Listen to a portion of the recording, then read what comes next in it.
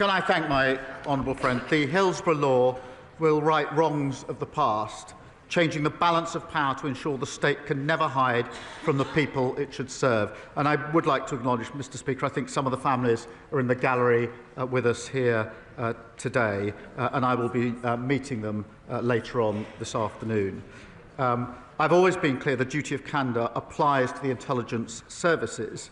I made a commitment we wouldn't water down the bill, and the amendments we put forward strengthen it. It is right that there are essential safeguards in place to protect national security, and we've got that balance right. I will meet the families and will outline the next steps on Monday in relation to that crucial balance. We come to the Leader of the Opposition, Kevin Bednall. Thank you, Mr. Speaker. And can I agree with the Prime Minister's comments on Iran? Today, Irfan Soltani faces execution for protesting in Iran, and I'm sure the whole House will be united in condemning this. Our thoughts are with him and his family and the brave protesters fighting for their freedom against an evil regime. Mr. Speaker, I know the Home Secretary will be making a statement today on the West Midlands Police. The first thing that she should be announcing is the sacking of the Chief Constable. And I thank the member for West Suffolk for relentlessly pushing this issue. Mr. Speaker, can I welcome the Prime Minister's latest U-turn? I feel like I say that every week. Mandatory digital ID was a rubbish policy, and we on this side of the House are glad to see the back of it.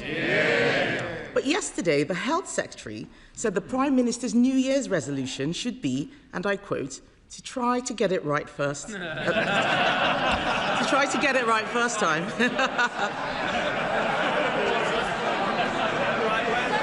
Try to get it right first time. Yes, you did say that. You did say that. My question is, does he agree? Prime Minister. Mr. Speaker, I'm determined to make it harder for people to work illegally in this country, and that's why there will be checks, they will be digital, and they will be mandatory.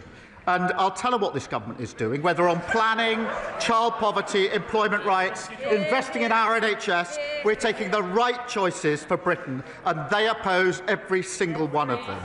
And she talks about U-turns and consistency. From the party that used to recognise the challenge of climate change, and now they run from it, who promised to cut immigration, but then lost control of it, who once took great pride in our diversity. Now they talk of deporting our neighbours to achieve cultural coherence. And, Mr. Speaker, on consistency, don't get me started on 5 Prime Ministers, 6 Chancellors, 8 Home Secretaries, 16 Housing Ministers.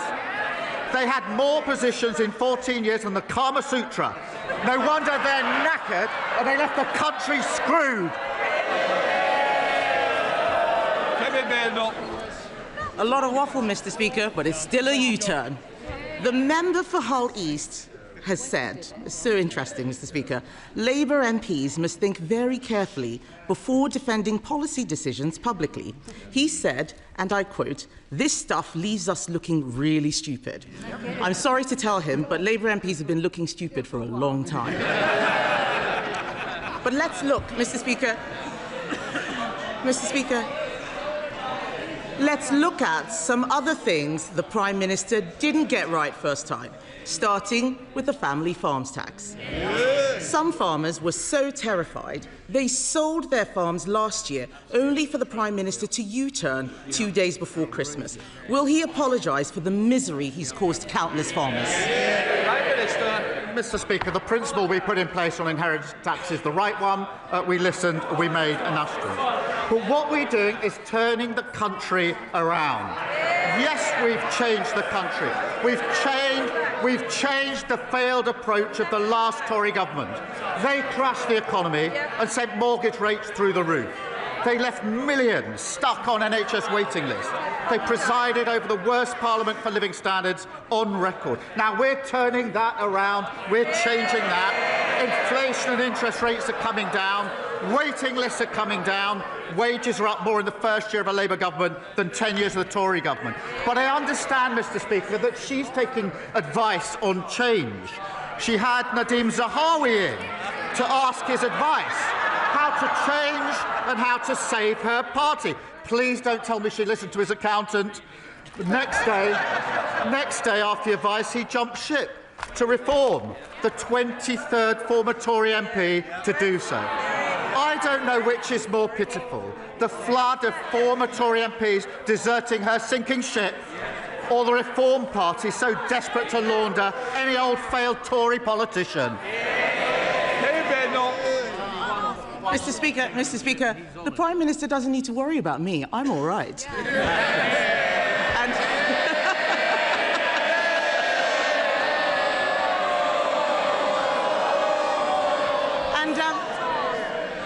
And I didn't hear an apology. I didn't hear an apology to the farmers. Has he even apologised to the member for Penrith, who stood up for farmers only to have the whip removed? This Prime Minister treats his MPs so badly, they follow his lead, and he hangs them out to dry every time.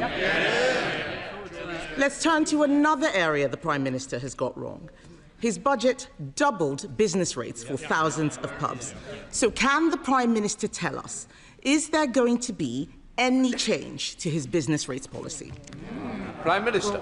Well, Mr. Speaker, we're working with the sector to ensure that they get the support that they need. I have to say, the Leader of the Opposition's newfound concern for pubs will come as a surprise to anyone who remembers the 7,000 pubs that were closed under the Tories. And as Business Secretary, she didn't say a word about it. So we support business, we also support workers, Mr. Speaker. And that's why we passed our Employment Rights Act. And on Mr. Speaker, on Monday, the Business Secretary and I went to Croydon to discuss our Employment Rights Act with workers there. They were very keen on the paternity rights and the maternity rights, which I know the Leader of the Opposition opposes. And whilst we were there at IKEA, they showed me their new prototype, the IKEA Shadow Cabinet. The trouble is, nobody wants to buy it. It's mainly constructed of old dead wood. And every time you lose a nut, it defects to reform.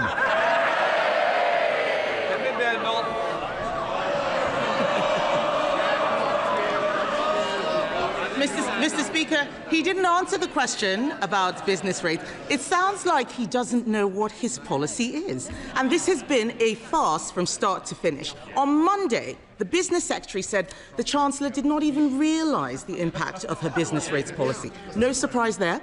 But yesterday, the Tax Office said that they did tell the government what the impact would be. So can the Prime Minister be clear? Did he understand the impact of his own policy on pubs?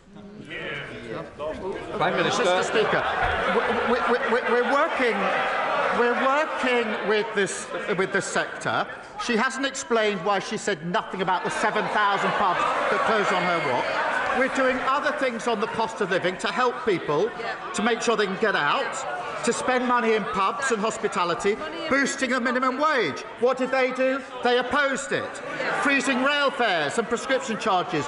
What did they do? They opposed it. £150 off energy bills. What did they do? They opposed it. She said nothing when pubs were closing, and she opposes every measure now.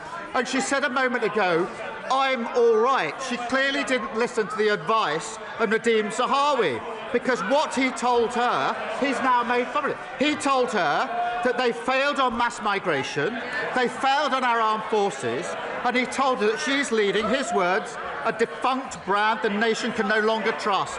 No wonder he's joined the Tory migration to reform. Mr. Speaker, it's the second Boris wave.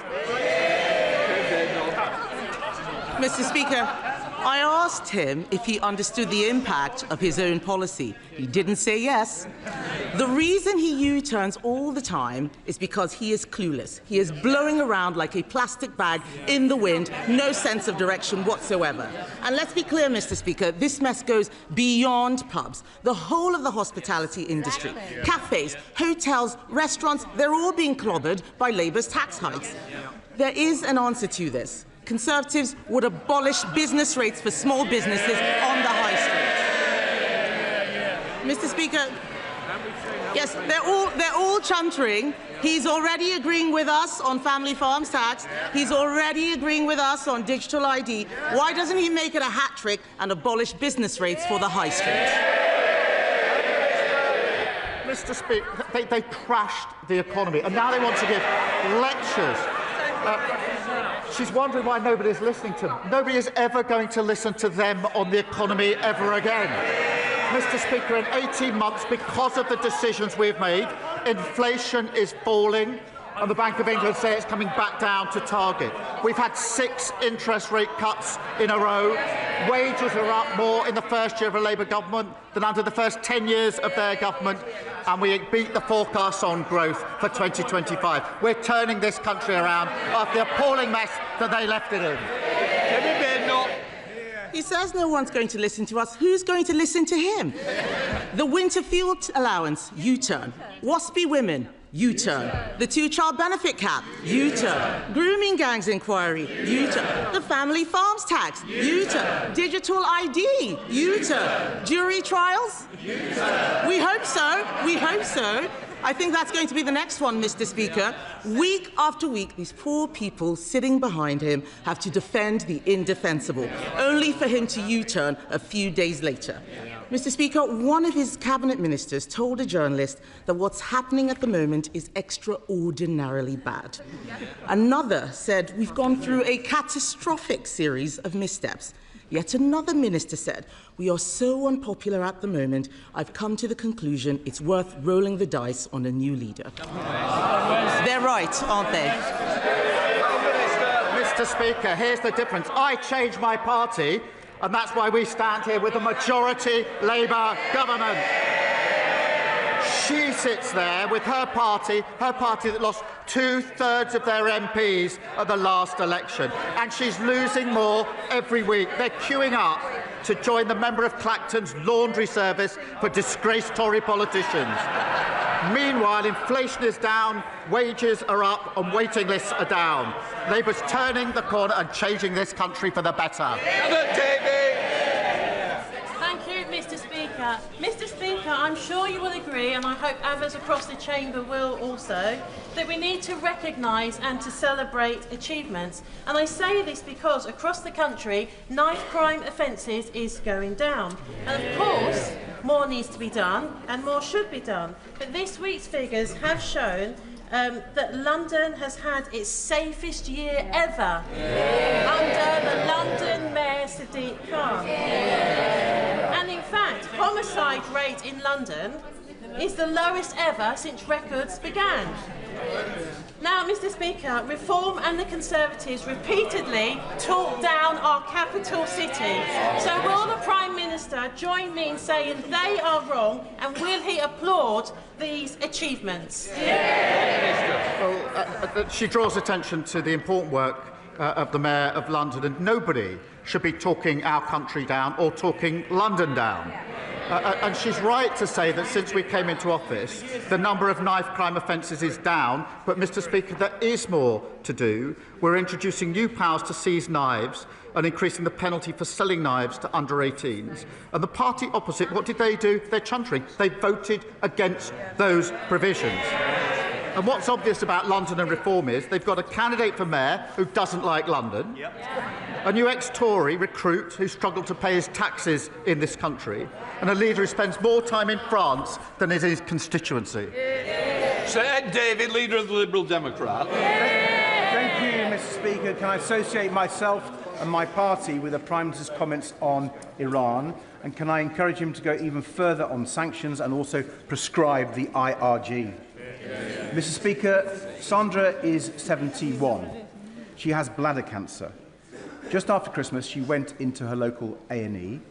She had to wait 31 hours to be admitted on a plastic trolley and in a plastic chair.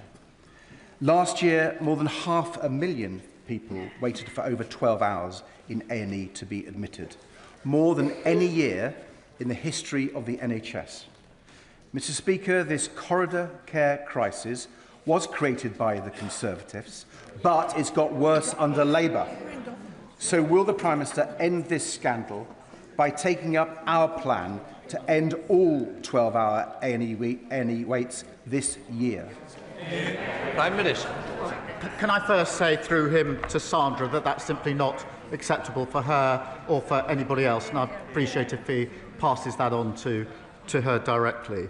We have put record investment into the NHS so that we can turn this problem around, and we are turning it around. I would say to him that he puts forward his plans for change, but he never votes for the increase in investment and the measures that are needed to actually put that into practice. You can't change things without investing in them. You can't call for change and vote against a budget that puts a record investment into the NHS.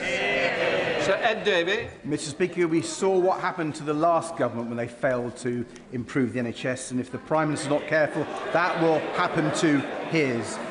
Mr. Speaker, last month I asked the Prime Minister to get a grip of South East Water, who'd left thousands of people in Royal Tunbridge Wells without water.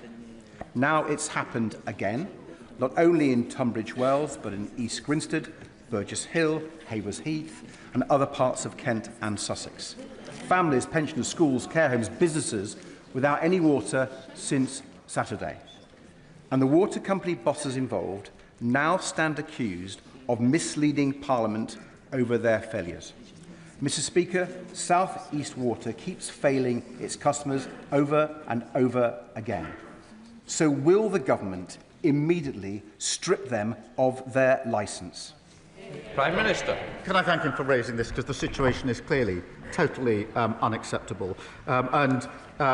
He will want to know that ministers have chaired daily emergency meetings to hold the company to account, to deliver on the change that's urgently needed at the moment in all the areas that he mentioned. We've also doubled the compensation rates for individuals and businesses. And we're absolutely clear the company must urgently invest in infrastructure, and we'll publish the Water White Paper in due course. But we are holding those daily meetings to hold this company to account. Dr. Maria Timble. Thank you, Mr. Speaker. I'm delighted by today's Northern Powerhouse Rail announcement. A down payment on the North of England's future. Fulfilling Lord Blunkett's rail plan for Yorkshire also included upgrades to the Penistone Line train, the spine that connects South to West Yorkshire, coursing through 8 constituencies, serving 500,000 people. When I was growing up, my dad opened Silkstone Common Station as a Dodworth councillor. I want my legacy to be 2 trains an hour Tidball for our Penistone line. Will the Prime Minister meet with me to discuss how we can secure funding for the second phase of the Penistone Line upgrade scheme to achieve 2 services an hour? Prime Minister. Can I pay tribute to her as a dedicated campaigner on this and so many other issues? And I'm delighted that today we're announcing a transformation in journeys across the north. Of course, it was said and promised many times by the party opposite, but never delivered. We're taking action and delivering. We're working with Kirklees Council to prepare the business case for the first phase of upgrading the line, and I know the Transport Secretary would be happy to discuss the details of that with her. Robin Swan. Thank you very much, Mr. Speaker. Question time last week, the Prime Minister seemed to intimate that the Government was bringing forward amendments to the Northern Ireland Troubles Bill. Within hours of him saying that, the Irish Government's Minister for Foreign Affairs said that any significant changes must have the full agreement of both governments. So, Mr. Speaker, can I ask the Prime Minister, is he intending bringing forward amendments to a flawed Troubles Bill and give a reassurance that the Irish Government does not have a veto over legislation in this House? Prime Minister. Can I thank him for raising this and tell him I spoke to the Taoiseach in December about this, and I know he's committed to delivering on this. The new legacy unit has been established within the Garda, and I'm confident the Irish Government's other commitments will be delivered as set out in the joint framework. For the first time, information held by the Irish authorities is being shared with a reformed Legacy Commission, meaning more families and victims of terrorism getting information about what happened to their loved ones. Glendon. Thank you, Mr. Speaker. I welcome the Prime Minister's leadership and our government's clear commitment to tackling child poverty, recognising that high-quality education is one of the best routes out of poverty. However, young people in one of the most deprived areas of my constituency, attending Churchill Community College, have been taught in temporary accommodation for over 16 months. Can the Prime Minister use his good offices to expedite funding from the Department for Education to support rebuilding this school? Thank you. Prime Minister. Can I say I'm very proud of what we're doing on child poverty, lifting 500,000 children out of poverty. The party opposite says their policy is to plunge them straight back into poverty, and they should be ashamed of that. The situation she draws my attention to is appalling. Parents and teachers are furious that the party opposite left schools literally crumbling. We invested, Mr Speaker, £20 billion to rebuild around 800 schools, and our aim is all schools and colleges in England that aren't being fully or substantially rebuilt to be rack-free by the end of the Parliament, and I'll make sure a Minister meets with her to discuss this. Morrison. Thank you, Mr Speaker. I visited Stepping Hill Hospital in my constituency, where I met the incredible team there, but they are working in some of the worst conditions. The staff there showed me the wards where sewage is coming up onto the floors through the drains, and they showed me the ceilings where water is dripping down out onto vital equipment. The hospital itself has a £130 million repair bill, and the Prime Minister is the man that can change this. So will he meet with me, the member for Hazel Grove and the member for Stockport constituency, so we can talk to him about this issue, get some investment in, and then get the hospital that my constituents deserve? Prime Minister. Well, I thank him for raising this, and he knows we inherited a terrible situation with waiting lists, performance targets missed, and hospitals like Stepping Hill left to crumble. They should be absolutely ashamed of themselves. I'm pleased the new outpatients building is open, and because of our decisions, the local trust will receive £75 million in capital funding. Progress is being made. His local trust has seen waiting lists fall by almost 3,000. The number of waits over a year is down by 67%. I will make sure he gets the meeting that he wants to discuss the details further. Emily Darlington. Thank you, Mr Speaker. If reports are correct, Elon Musk has climbed down today under pressure from this government. And let's be clear, stripping women naked without consent in real life or online is abuse. But we don't know whether to trust what X is saying today, and this isn't just happening on X. So will the Prime Minister join me and men and women across this House and our nation to say to any app and to any AI company that we will not tolerate and we will enforce any abuse of men, women or children in this country? Can I thank her for raising this? The actions of Grok and X are disgusting and they're shameful. And frankly, the decision to then turn this into a premium service is horrific. And we're absolutely determined to take action here. We've made it clear that X has to act, and if not, Ofcom has our full backing and will introduce and are introducing legislation. Mr Speaker, to update the House, I have been informed this morning that X is acting to ensure full compliance with UK law. If so, that is welcome, but we're not going to back down.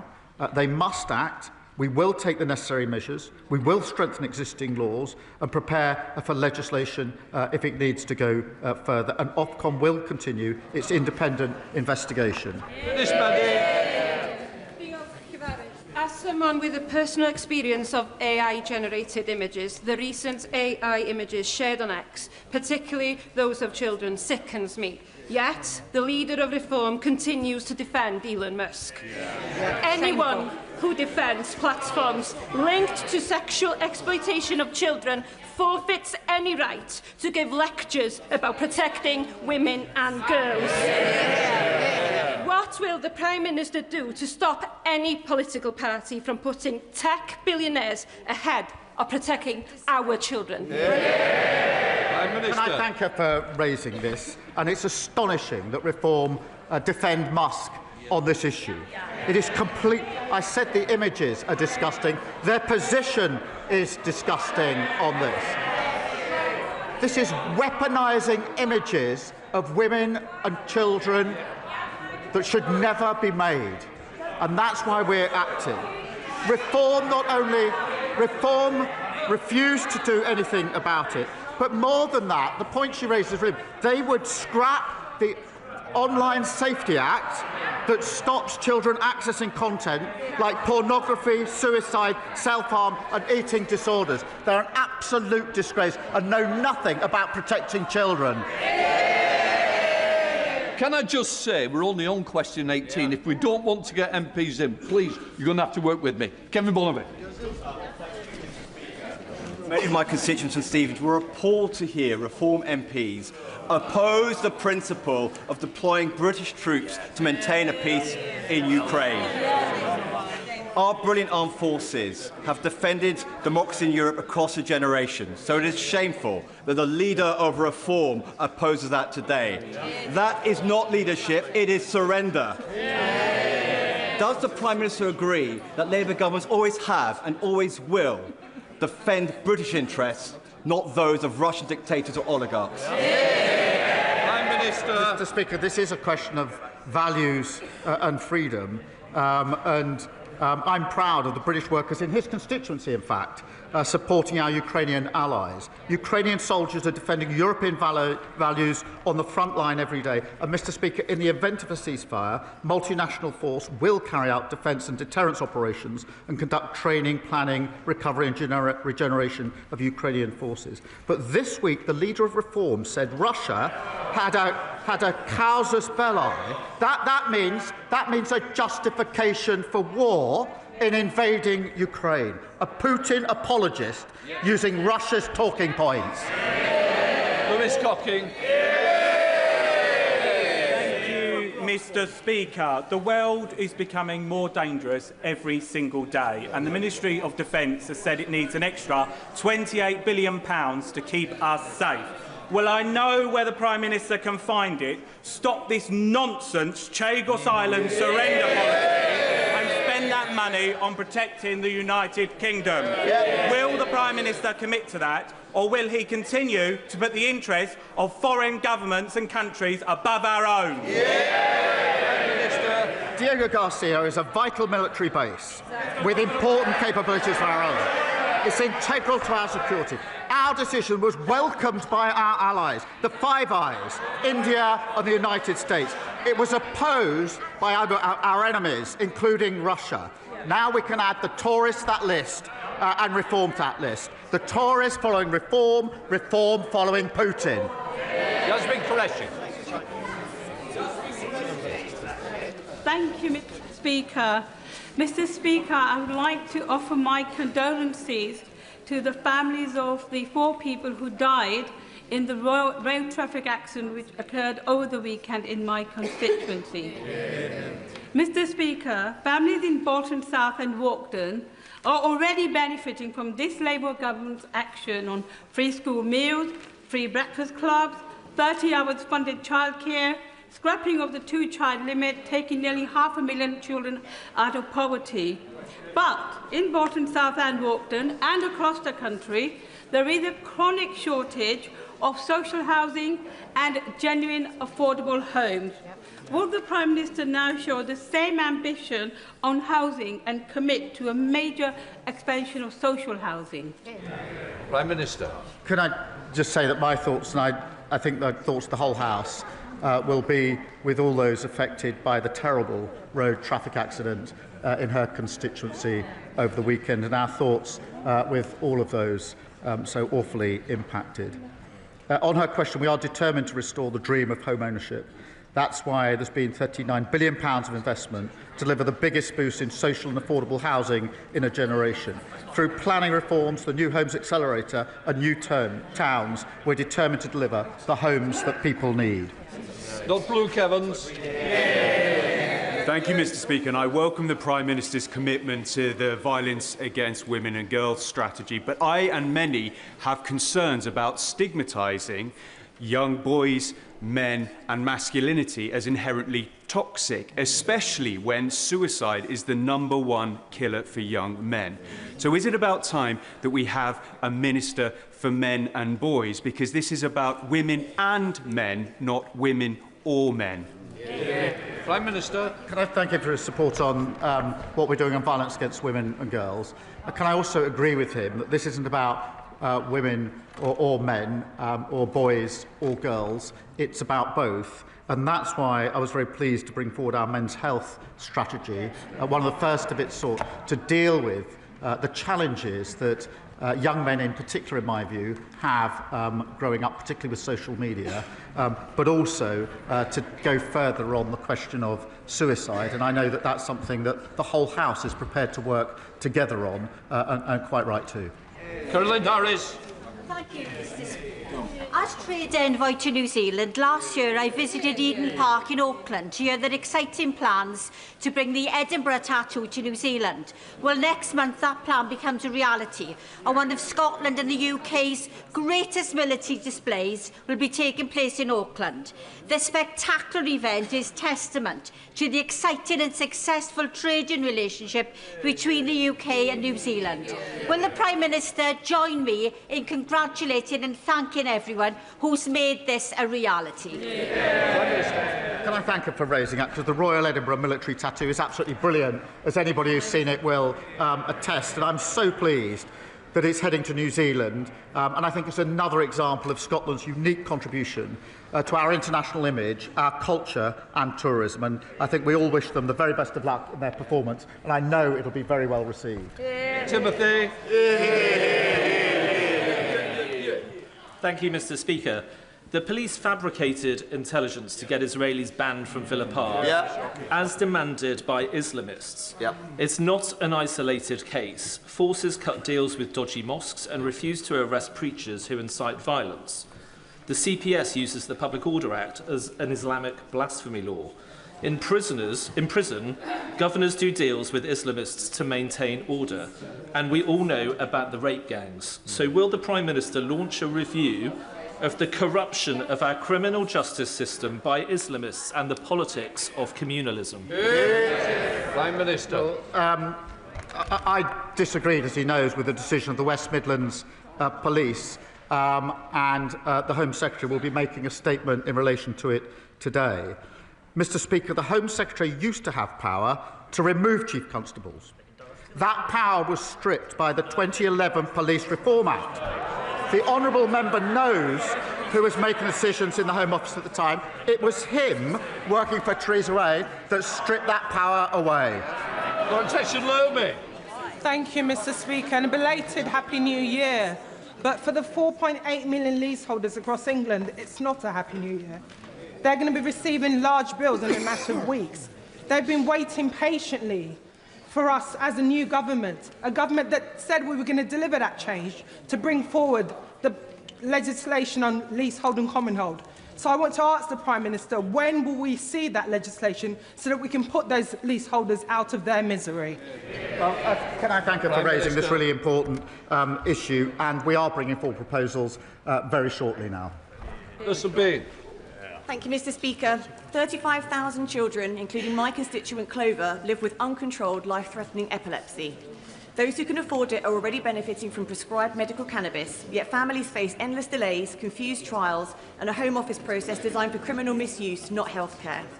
Will the Prime Minister meet with me and affected families to move paediatric medical cannabis out of Home Office control, create a pathway for proper trials and NHS access, and ensure that all children with life-threatening epilepsy get the care they deserve, regardless of their family circumstances? Well, can I thank you for raising the case of Clover? NHS England and the National Institute of Health and Care Research recently agreed funding for 2 world-first clinical trials relating to the use of cannabis-based products. This could help see medicines more routinely available in the NHS, and I'll make sure that she gets the meeting that she wants with the relevant minister to discuss what else we're doing. Helena Donovan. Thank you, Mr. Speaker. The people I represent are fed up with Southern Water, from sewage to broken pipes and water outages, even on Christmas Day. In November, millions of plastic beads washed up on our beaches, and we discovered they'd come from a Southern Water treatment plant. I'm now campaigning for water companies to stop using this outdated plastic bead method and bin the beads. We're really concerned about the impact on wildlife, and we have a massive clean-up operation on our hands. Over 5,000 people have already supported my campaign with Sussex Wildlife Trust. Will the Prime Minister join me in sharing his horror at this dereliction of duty from Southern Water and calling on them to face the full force of the law for this terrible pollution incident? can I credit her with helping expose this scandal and working with her and everyone in her community, volunteering to clean up the beaches. That is the very best of who we are. But people are right to be furious that for far too long water companies were allowed to get away with polluting our seas and beaches. The Environment Agency are leading a full investigation, but we are more generally ending unfair bonuses for polluting water bosses, abolishing Ofwat and introducing tougher penalties, holding companies to account. Then a message. Mr. Speaker, ahead of the forthcoming consultation on local government reorganisation, last month Huntingdonshire District Council voted for option E, a Huntingdonshire Unitary Council. This was a cross-party view and the Prime Minister's own Labour councillors voted in favour of it. There is a suspicion locally that the government favours option D, proposed by the Labour Eastern Regional Office, which would see Huntingdonshire and my constituency split in two and combined with Peterborough. Can the Prime Minister offer assurances to my constituents and those across Huntingdonshire that the decision isn't already a done deal and that the democratic will of Huntingdonshire District Council won't be overridden to satisfy an unelected Labour regional office? Prime Minister. There are no done deals here. We're going through the proper process. Thank you, Mr. Speaker. The staff at West Herts Teaching Hospitals Trust, which operates Watford General in my constituency, have been very busy bees. They have recently won Trust of the Year and Performance Recovery at the 2025 Health Service Journal Awards. Will the Prime Minister join me in congratulating the amazing team at Watford General and thank them for all the hard work that they have done to achieve this admirable accolade? Imagine what further achievements that they will make when they have their new hospital and new facilities. I will join him and thank the staff in his hospital, but also the NHS staff across the country who worked so hard over Christmas and New Year, which is notoriously a difficult time. That completes Prime Minister's questions. Let the front benches change over.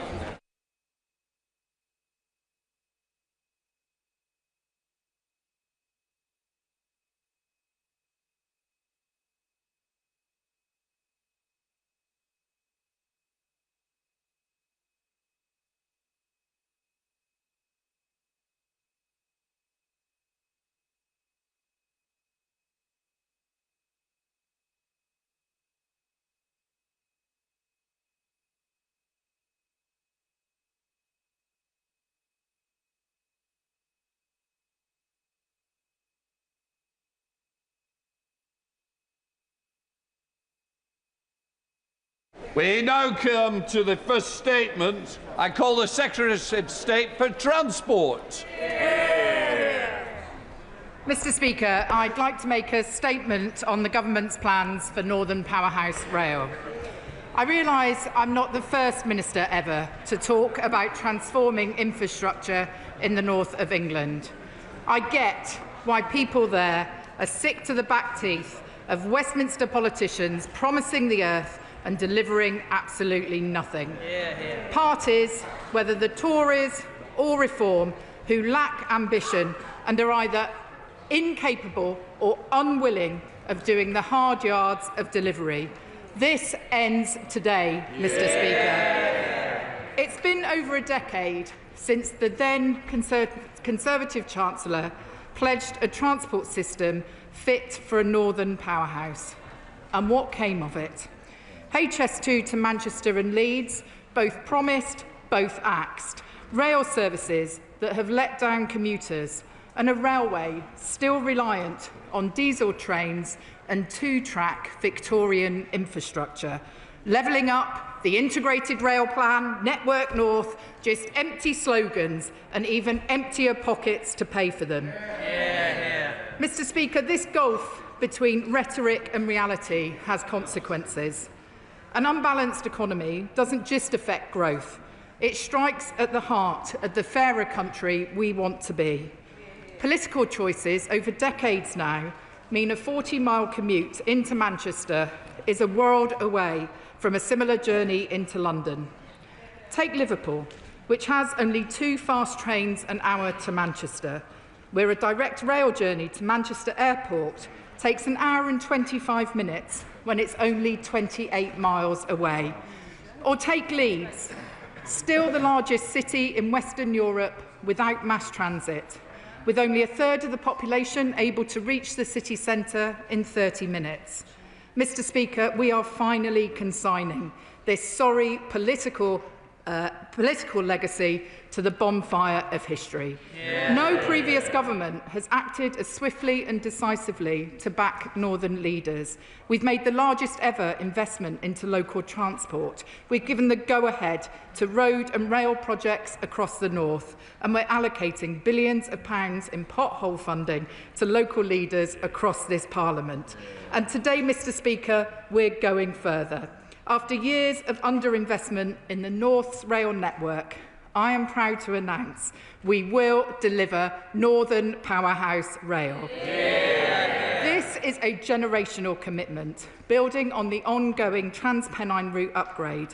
We will invest up to a further £45 billion to create a turn-up-and-go railway along the northern growth corridor of Liverpool, Manchester, Bradford, Leeds, Sheffield, as well as York. There will be regular services onward to Newcastle and Hull, and to Chester for connections to North Wales. Make no mistake, NPR will transform how people travel. We'll end the hour-long waits if you miss your train. We'll attract more people to a railway that will be faster, more accessible and more frequent than ever before. For Northerners who have long complained about being treated as second-class citizens, my message is simple. Those days are over. Mr. Speaker, this is an ambitious long-term programme, but it is not HS2 reheated. I stood in this House last year and said we'd learnt the lessons of that infrastructure project, and I meant it. Unlike the previous government's Network North plan, which was announced without so much as a phone call to the mayors, we have been working directly with them on developing these proposals, and I'm proud to announce that every single one of those mayors is backing the plan today. I'm clear that NPR will not be a central government vanity project. It will be rooted in northern communities, designed, developed and delivered from the bottom up. We'll also take the time to get this right. That starts with agreeing mature, stable designs as well as consents, all before construction. Finally, unlike HS2, this isn't about the fastest line at any cost. Northern Powerhouse Rail will be the shoulders of this nation's rail network, improving services across the north and beyond. Let me now turn to delivery, Mr. Speaker. We are making £1.1 billion available to deliver NPR over the next 4 years. This will proceed in 3 phases, sequenced so passengers experience a better railway as soon as possible. The first phase will prioritise electrification and upgrades east of the Pennines for delivery in the 2030s. That covers the Leeds-Bradford, Sheffield-Leeds and Leeds-York corridors, including the stations. Alongside NPR, we'll develop the business case for the Leamside line as part of our broader plans for the north, and I want to pay tribute to the Honourable Member for Washington and Gateshead South, who has been campaigning on this for over 20 years. Mr. Speaker, Phase 1's benefits will be clear. It means pressing forward with plans for a new station in Bradford, with funding secured to take it forward subject to business case. And it means working with local leaders on a redesigned York Station master plan. Mr. Speaker, I'd like to recognise the work carried out by Lord Blunkett in his Yorkshire Plan for Rail. It was his vision, endorsed by the White Rose mayors, which informed our plans for Phase 1, and I'm proud that Lord Blunkett is backing our plans today. Work also starts now for the second phase, west of the Pennines, with major construction planned for the 2030s. It includes a new route and predominantly new line between Liverpool and Manchester. This will run via new stations, improving access to Manchester Airport from across the north and North Wales and to Warrington Bank Quay, with plans to deliver thousands of new homes. I have today instructed my officials to immediately resume work on the adapted hybrid bill so we can reach planning consent for the parts of the route in Manchester. These plans align with the prospectus of the Liverpool to Manchester Railway Board, and I'd like to thank all of them, including the chair of that board, the former Rail Minister Hugh Merriman, who is also backing our plans today. Mr. Speaker, the third phase, which takes us to the 2040s, will improve connectivity across the Pennines over and above the Trans-Pennine route upgrade currently underway. And I see Bradford to Manchester, Leeds to Manchester and Sheffield to Manchester as key routes we will upgrade. Mr. Speaker, if we are to secure Britain's long-term growth, we must also recognise future capacity and connectivity is needed along other major routes, such as the West Coast Main Line, and ensure that this is reflected in our decision-making now. I can therefore confirm this government's long-term aim to see a full new north-south line from Birmingham to Manchester. That's one of the reasons why we have chosen the Liverpool to Manchester route as put forward by local mayors, because it's the only route that properly preserves our ability to ultimately build a new line south to address longer-term congestion and crowding challenges on the West Coast Main Line. Again, this won't be a revival of HS2, and no decisions have been taken on the specification or timetable. In the meantime, we'll retain land the government has already purchased between the West Midlands and Crewe. This will be an incremental programme of change, and delivery will be taken forward after MPR has been built. Nevertheless, I believe laying out now our strategy is sensible, responsible and in the long-term interests of the country. Mr. Speaker, today we're announcing a second rail revolution in the very region that gave us the first. The North powered Britain's past. It can lead this country's future. This plan is a down payment on the North's potential, part of a broader growth drive to lift the region's productivity, boost living standards and add tens of billions to the UK economy. At the heart of this lies connectivity, because only by strengthening the links between our northern cities, only by bringing the pools of talent there closer together, can the region begin to rival the other major growth corridors in Europe. Mr. Speaker, too many Northerners still face the choice of either staying at home and putting aspiration on hold or moving away in search of a better future. I say no more unfair choices, no more missed opportunities. Today we start delivering Northern Powerhouse Rail, and I commend this statement to the House. May you, Shadow Minister. Very much, Mr. Speaker, and may I thank the Secretary of State for advance sight of her statement. Now, she started her statement by saying that people are sick to the back teeth of Westminster politicians promising the earth and delivering absolutely nothing, and then she did exactly that. Because on this side of the House, we know, Mr. Speaker, what the Right Honourable Lady's statement marks today. It's not a strategy for the North. It's not a genuine commitment to a £46 billion project, costed back in 2019 at £46 billion, as the current Prime Minister then promised. Instead, it's a flagrant attempt to silence her party's restless northern mayors, whilst Labour ministers who came to office with no plan to deliver on their promises butcher the budget. Let's get straight to the point here. She can bluster all she likes, but where Northern Powerhouse Rail is concerned, today we have no construction start dates, no completion dates, no published or costed route map, no sequencing, no idea who will pay, nor by how much, and no certainty at all, except it won't be what Labour promised ahead of the election. She says, Mr. Speaker, this is a generational commitment. Well, at this rate, it's going to turn out to be a multi-generational commitment.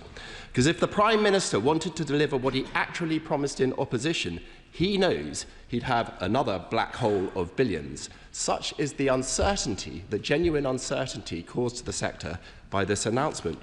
What we have, Mr. Speaker, is a commitment to fiddling with the paperwork without any secure investment for the actual project. Yet the Right Honourable Lady expects this House to believe that this is some sort of investment in the North. She and her ministers must be delighted that the Mayor of Greater Manchester overplayed his hand at the Labour Party conference last year. So today he feels constrained to profess loyalty to the Prime Minister, perhaps wonderment at his generosity. That's in public. We all know what he's doing in private. Does the Right Honourable Lady take this House and her own backbenchers and the voting public for fools? Whether she does or not, the Prime Minister certainly does. He wrote in the Yorkshire Post, with some gall, that this amountment, and I quote, is a serious plan backed by billions of pounds of investment, when we know from this statement that it is not. Can the Right Honourable Lady confirm how a £45 billion cap on a scheme that was costed way more expensive than that back in 2019 can possibly deliver projects which are already estimated to be so much more than that value? What guarantees exist that schemes will be completed in full, and when this House will be finally given the detail that it deserves? Because perhaps she ought to remind the Prime Minister what he told the Yorkshire Post back in 2019, promising to deliver Northern Powerhouse in full. Today's announcement offers nothing better than dither, delay, and a further decade away from spades in the ground. How can she and the Prime Minister pretend that this is the delivery of Northern Powerhouse Rail when it is anything but that? By their own admission, no budget has been set out. The cap in funding gives no confidence that funding which will have to be raised from the private sector or through local taxes is in place. So can she tell the House which local taxes will have to rise and by how much to fill the gap created by her own £45 billion cap? I know she, like me, cares deeply about ensuring Parliament is told the whole truth. But perhaps on this occasion it is the Prime Minister himself who should be lauded today when he said, time and again, that the cuts and downgrades this government has foreshadowed today represent nothing more than, and I quote, a betrayal of the North. So I ask the Secretary of State, isn't it the case that this is a strategy from a desperate government to make a cut appear an investment, an attempt to save face with the British public, to spend months and months hiding their mealy-mouthed plans, only to reveal them with bluster and misplaced confidence, is a sad indictment of a sorry government. To come to this House today without dates, budgets and a plan for how to raise shortfalls after the cap is frankly pitiful. To spin this as a plan for the future is a disgrace, and one of which she should be ashamed. She cannot escape the facts that her party came to power with no plan on how to deliver on their promises, and their complete ineptitude at managing the public finances means they're now having to U-turn even on those promises. If the Metro mayors and backbenchers had any backbone, then rather than genitalously jostling for position under the next Labour leader, today they'd be acknowledging the truth in what I've said and calling out this betrayal. Secretary of State. Mr. Speaker, I can't believe what I've heard, to be honest. I mean, I know he's standing in for the Shadow Transport Secretary today, but really I hoped he would have done a little bit better than that. He talks about no budget being set out. We have set out £1.1 billion to be spent over the next 4 years, far more than his government ever spent on Northern Powerhouse Rail in the 14 years they had an opportunity to make improvements to the rail network in the north of England. If that's the way they approach basic maths when we're spending over £1 billion, I can see why the public booted them out of office at the last election. Mr. Speaker, we are working in collaboration with local mayors, and we have agreed with local mayors that where they see opportunity to boost economic growth beyond the core scope of the Northern Powerhouse Rail proposals, we will work with them to agree local contributions so the full benefits of this investment can be realised. Mr. Speaker, more generally though, I think this was a classic case of the honourable gentleman writing the questions without listening to the announcement. We are delivering Northern Powerhouse Rail in full. We have set out our plans in full, we are funding NPR in full, and we will deliver it. He mentions the previous government and their aspirations, let me remind the House of what that actually amounted to. The plan that got the location of Manchester wrong on a map. The plan that promised new tram lines that had already been built. The plan that diverted funding away from the north to fix potholes in the south. That plan was not worth the paper it was written on, and so we'll take no lessons on this from the party opposite. But if he won't listen to me, maybe he'll listen to the people who run our great city regions in the north. The mayors of West Yorkshire, South Yorkshire and North Yorkshire said, we welcome the government's once-in-a-generation commitment to improving transport across the north. The mayor of the Liverpool City region said, after more than a decade of dither, delay and broken promises, this is the start of a new era with a genuinely strategic approach and a government finally backing Northern Powerhouse Rail in full. The mayor of Greater Manchester said, finally, we have a government with an ambitious vision for the north and a firm commitment to Northern Powerhouse Rail. And let me quote one more person. MPR is a project I've long championed, so it is excellent to see the government backing it in full. Not the words of a Labour mayor, not the words of a Labour minister, but the words of former Conservative Rail Minister Hugh Merriman. Mr. Speaker, our plans are backed by the mayors, they're backed by business leaders, they're backed by their own former Rail Minister. That tells you everything you need to know about who is delivering for the North and who never did. Ruth Cambridge of the Select Committee. Mr. Speaker, this is another hugely welcome transport statement from the Secretary of State for Transport and her team. Today's announcement promises levels of rail connectivity for communities from Merseyside to Tyneside that will compare with that of the London travel to work area. The question I and many have today is when will we have more details about the timescales and the potential funding sources for phase 1 and 2, and most importantly phase 3 of today's statement. Phase 3 being linking Birmingham with the Northern Powerhouse Rail network, so desperately needed, so cruelly and ridiculously cancelled by the party opposite when they were in government, so that we can relieve the pressure on the West Coast Main Line and link up London and Birmingham with the cities of the north. Yeah.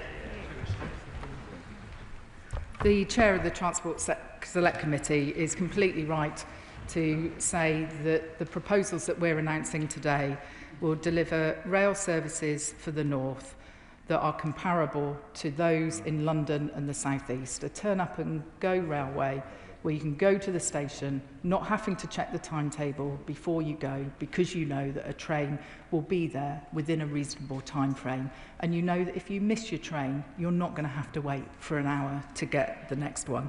She's right to press me on timing about when more information is going to become available about the different phases. The first phase of improvement relates to the corridors into Leeds from Sheffield, Bradford and York. We will be progressing with urgency on those, as well as the plans for the new line between Manchester and Liverpool. Phase 3 of MPR relates to further Transpennine improvements beyond the Transpennine route upgrade. And we will be saying more in due course about our plans for Birmingham to Manchester, noting that the delivery of that will come after MPR has been completed. Tim Farron, Liberal Democrats. Thank you, Mr. Speaker. I have read the statement and indeed listened to her carefully, and I'm very grateful for early sight of it. We are massive supporters of Northern Powerhouse Rail on these benches. But we actually have, all we have really concrete in this statement, is just over £1 billion, so we can spend the next 4 years planning to maybe come up with another plan. So the failure of the previous Conservative government to deliver infrastructure projects like this and HS2 was utterly depressing and embarrassing. embarrassing, but I hope she will understand the scepticism of many of us in the North, not just on these benches, who fear this government is being worryingly pedestrian too, lacking in the determination to deliver vital projects like these. High-speed rail for the North delivered at snail's pace if we are lucky. So my questions are, would I be right to surmise from her announcement that while we will see upgrades in the 2030s, which is a long time away still, we won't actually see trains running on the new track much before 2045? What confidence can she give us that we won't see even more slippage in that timetable? What guarantees can she give us that we won't now see a repeat of the Conservatives' approach of stop, start, stop, start, stop, start, cancel? And finally, of course, could I remind the Minister that the north of England does not stop at the M62? And while we are proud of our cities of Leeds and Manchester and Liverpool, the biggest visitor destination in the north of England is actually Cumbria. Yet there is not a single mention of either Cumbria or Lancashire in this statement. Nothing on the vital upgrades, needed to the West Coast Main Line north of Warrington, especially in the light of the recent derailment at Shap. And we still continue to wait for the government to invest in the all-important Lakes Line to Windermere, where a simple passing loop at Burneside would double the line's capacity at a fraction of the cost of Northern Powerhouse Rail, directly connecting Manchester Airport to the heart of the English Lake District. Might the Minister agree to meet with me to discuss these vital projects to help prove this government's concern for the North includes the actual North? Mr Speaker, I can assure the honourable gentleman that we are getting on with this and we will see these improvements delivered. I don't share his cynicism that we will spend the next 4 years simply coming up with a plan. The £1.1 billion that has been allocated is for land acquisitions, it's for early preparatory works on the Yorkshire schemes. We will see delivery in the 2030s and passengers seeing benefits of some of those schemes.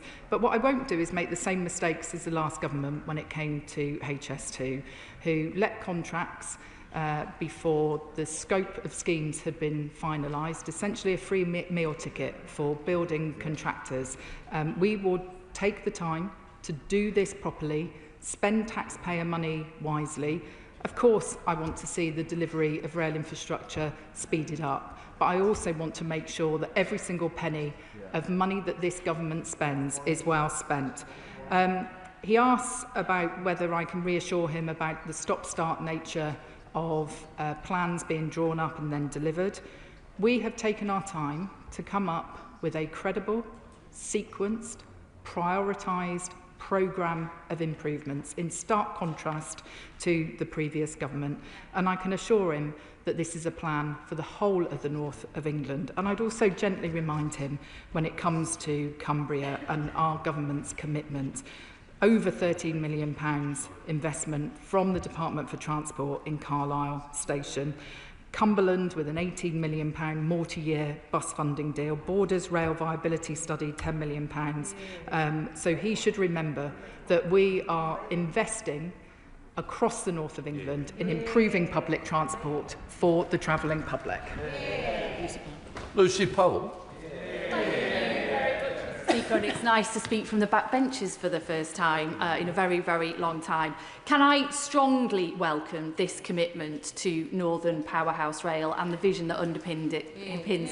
This will be game-changing for the North. After decades of underinvestment, poor connectivity and years of indecision by the party opposite, this really is going to transform lives. But does she agree with me that in order to ensure that long-term reliability, the capacity for generations to come, we have to solve the problem of Manchester Piccadilly Station finally having through capacity in an underground station, which will truly unlock the connectivity between Liverpool, Leeds or Sheffield and Manchester Airport and unlock the real potential of the whole regions across the north? I'm grateful to my right honourable friend for her contribution, and she talks about Manchester Piccadilly, and I'm reminded of the words of Mayor Andy Burnham, who has said to me that he sees the potential for Manchester Piccadilly as being a King's Cross for the North. I agree with her that we need to resolve the issue of throughput through that station, and I will be working very closely with the Mayor on plans for that station to ensure that we can unlock the regeneration that we are all united in wanting to see in the heart of the great city of Manchester. Robin Moore. Thank you, Mr. Speaker. I've spent years fighting to ensure that Bradford is at the heart of the North's rail network, and therefore I very much welcome today's announcement. But after decades of empty promises for the North from Whitehall, my constituents also need clarity. Secretary of State, we have seen 13 U-turns in 18 months from this government, including the West Yorkshire tram network. So I ask the Secretary of State, how much will be specifically spent on Bradford Station project, and when will the Bradford Station project be completed? Because with 4 general elections, at least 4 general elections between now and 2045, which is the period of time that this statement relates to, my constituents and I are worried that this simply will be another future U-turn in the future. I can wholeheartedly assure him that this is good news for Bradford Station. I've been working very closely with Councillor Susan Hinchcliffe, the leader of Bradford Council, and of course Mayor Tracy Brabing, the Mayor for West Yorkshire. We will be pressing forward with the work that's already underway with the Council on a business case for Bradford Station, and I'm very conscious that in doing so we'll be putting a young, dynamic city of 500,000 people at the heart of the Northern Rail network. We expect to reach decisions on the station by summer of this year, and we have made funding available to then move forward into detailed design subject to the conclusions of that business case. Mike Kidd. Thank you, Mr. Speaker. February will represent the 25th anniversary of the opening of runway 2 at Manchester Airport in my constituency. With capacity for 60 million passengers, this announcement will finally allow it to achieve its full potential. Does the Secretary of State not agree?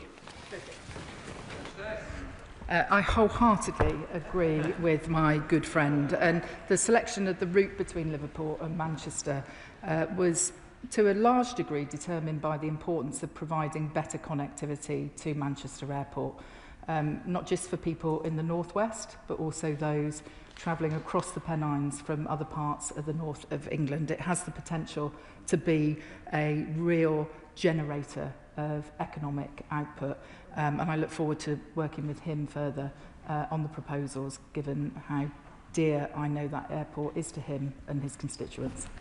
Tom Gordon.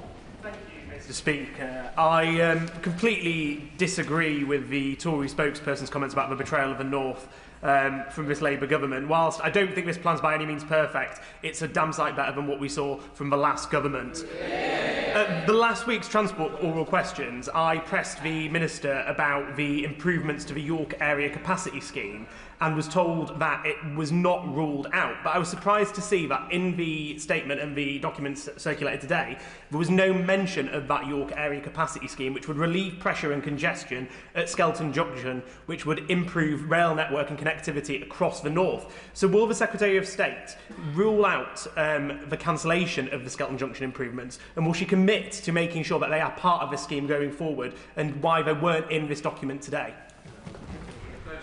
Can I say to the honourable gentleman that in the announcement today, we are ruling things in. We are not excluding things from funding through other funding sources. We will be setting out in the normal way future rail network enhancement programme funding, for example, and so I'm happy to continue the conversation with him about what further benefits we can bring to the York area.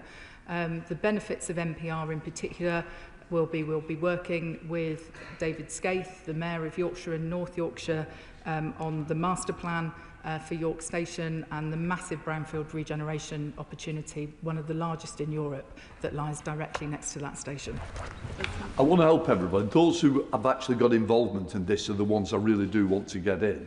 We've got 3 statements on, so hopefully we can get, because I really know it matters, especially to the north, we've got to get the people in. So please, if we can help each other, it would be really useful. Jim McMahon. Speaker, this is welcome. The north of England has been held back for far too long with the people and its economy not being allowed to realise our full potential. And so too is the commitment to properly review the Manchester Piccadilly Underground alongside the Mayor of Greater Manchester. Without this, it leaves one route in and one route out, with trains forced to turn back onto the network, slower, second rate, and it's not something the North can support. But can I ask for more details? Firstly, on the funding of the Manchester Airport local contribution, to ensure that it's both fair and at a level that can be fairly raised locally. And secondly, on the timing of the Birmingham to Manchester line, can we have a clearer idea of timescales from the dispatch box? I can assure my honourable friend that we will be having detailed conversations with local partners, including Manchester Airport, and we will ensure that any contribution is fair and locally agreed. It is important that organisations that will benefit directly from the improvement of rail links make a contribution, and I look forward to those discussions happening in the coming months and years. He asked about timing for the Manchester to Birmingham element of the route. I have been clear that the priority for investment are the 3 stages of the Northern Powerhouse Rail scheme, and so the improvements to Birmingham to Manchester would come after these schemes have completed construction, so into the 2040s. Martin Vickers. Thank you, Mr Speaker. Sadly, we've heard all this before, and yes, I admit that some of the ambitious proposals of the last government haven't come to fruition. But the Labour government are now... The Labour government are now finding that it's very easy to criticise. I don't recall that the criticism coming from Labour benches when we were in power was, don't worry, by 2050 we can solve the problem. Right. It was that you had immediate answers. Could I suggest to the Secretary of State that instead of these ambitious proposals, she actually announced something that she could deliver? If she shook her petty cash tin, she could find the few £1,000s it would need to extend the King's Cross to Lincoln service through to Grimsby and Cleethorpes and boost the local economy there. Come on, you're making a statement, not even a question. The Secretary of State, I'm sure he could just rustle up a quick answer. I will ask the Rail Minister to write to the honourable gentleman and update him on the particular scheme that he is advocating. Sharon Hodgson.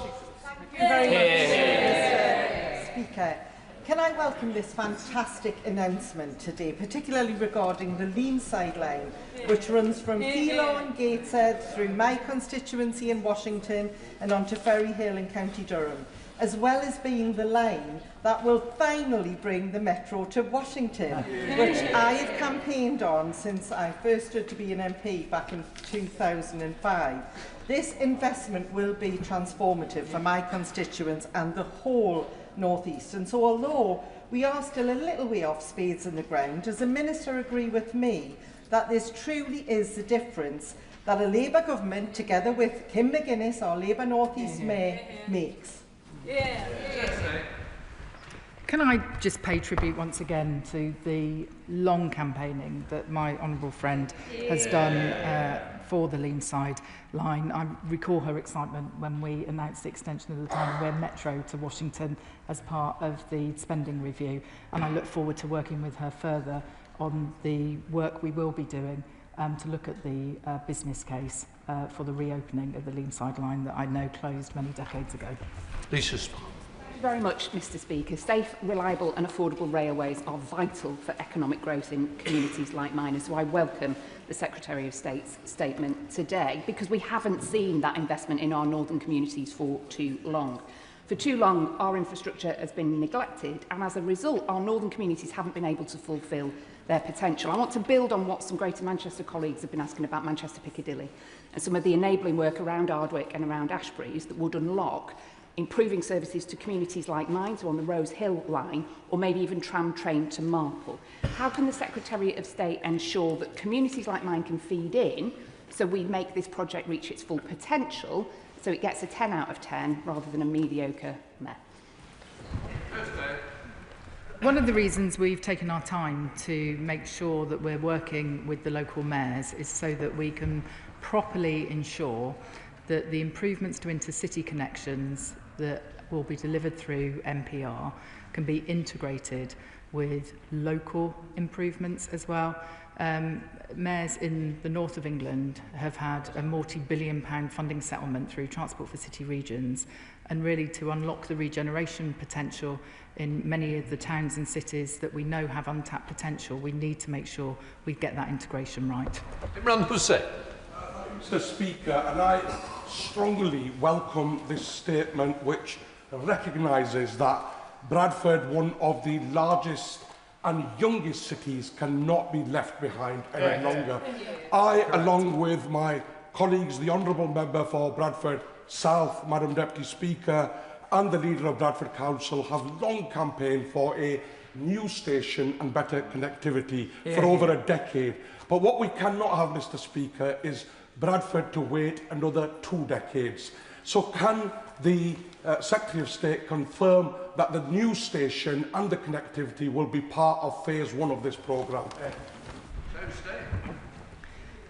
I know he has championed the station in Bradford enormously over recent years, and I can assure him that we will press forward with the work already underway with the Council on a business case for the station, and as I said, to reach decisions by the summer of this year. And we have made funding available to then move forward into detailed design pending those decisions. Sarah Poacher. Thank you, Mr. Speaker. As a North West MP, I of course welcome all efforts to improve connectivity across the north for my constituents of Runcorn and Helsby, but the devil is always in the detail. And I've looked at the Liverpool to Manchester proposals, and they're actually 20 minutes slower than one currently exists now. And also the Secretary of State talks about improving accessibility to Manchester Airport, but this link actually stops a mile outside of the airport, and you have to get a bus into the airport, so it actually doesn't even go to the airport.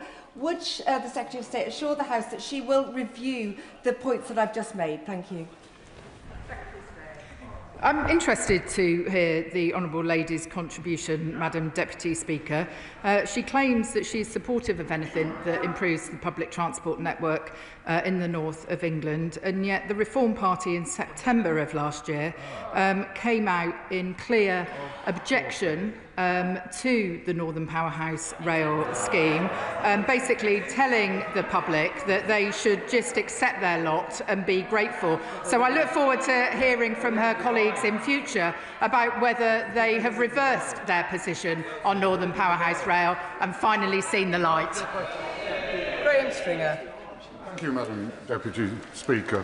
I appreciate the way the Secretary of State introduced this, recognising the lack of investment there has been in the north of England.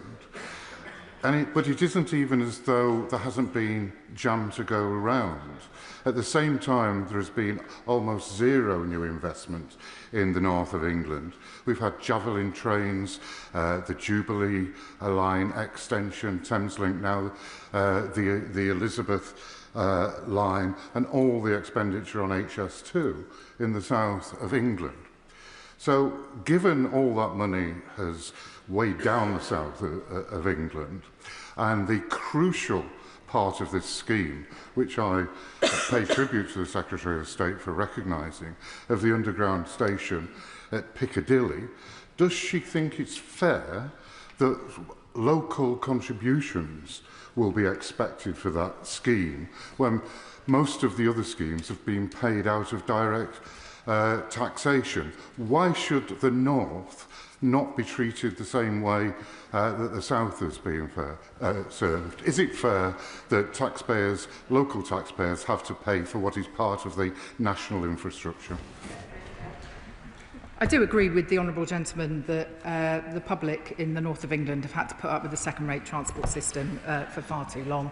We're determined to right that historic wrong, invest in the necessary upgrades and get spades in the ground. I would observe that when it came to the delivery of the Elizabeth line and Crossrail, there was a local contribution through a business rates retention scheme.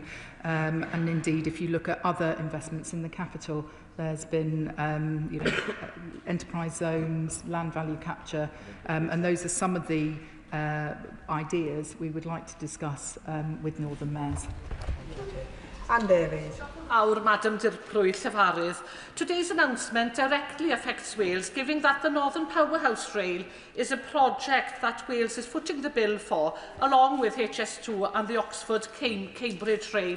Although I have to say I'm delighted for my northern friends that they're getting this.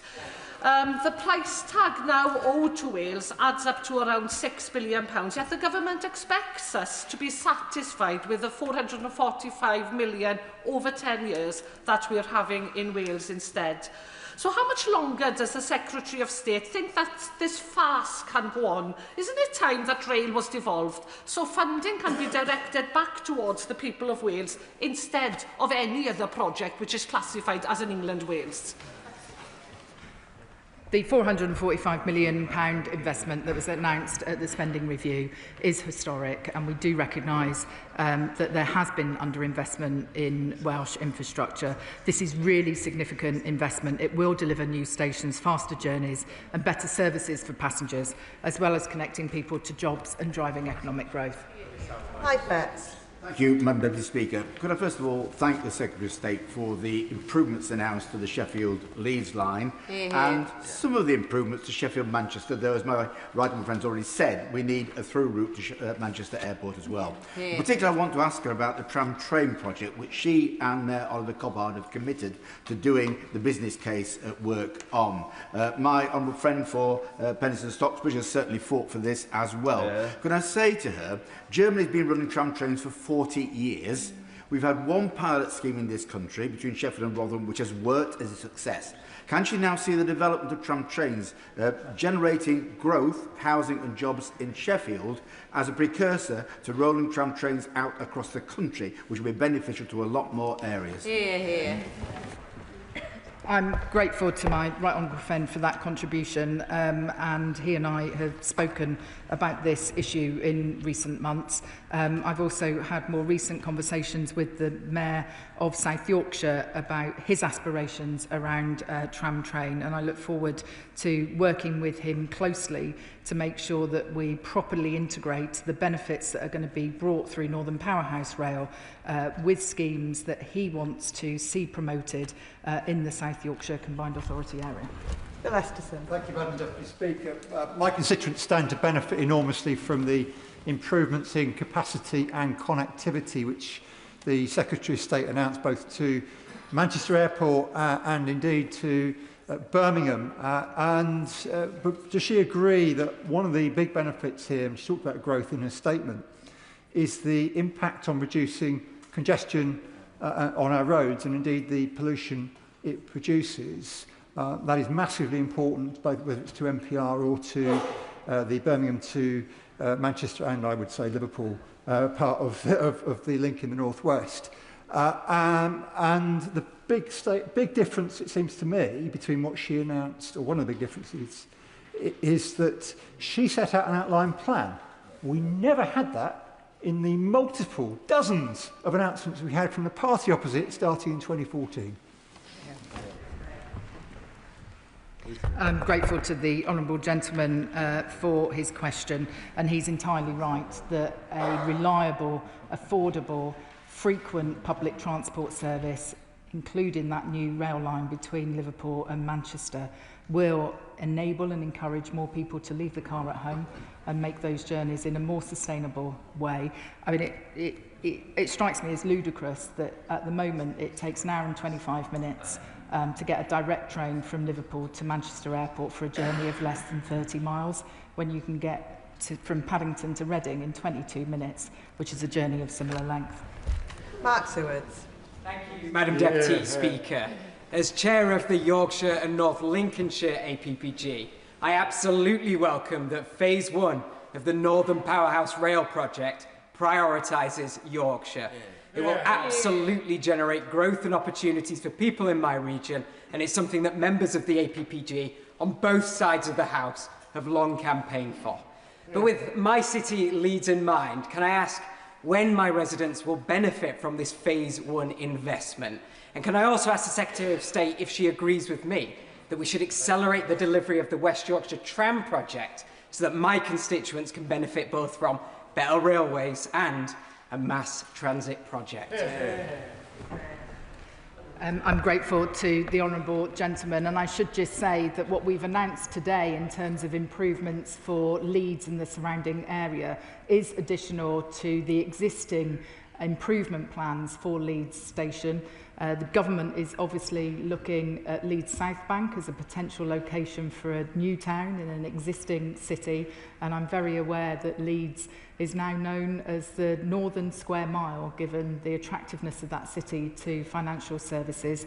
I am working closely with Mayor Tracy Brabin to ensure that we deliver the mass transit system, because I think Leeds is the largest city in Western Europe not to have a mass transit system, which we've got to put right.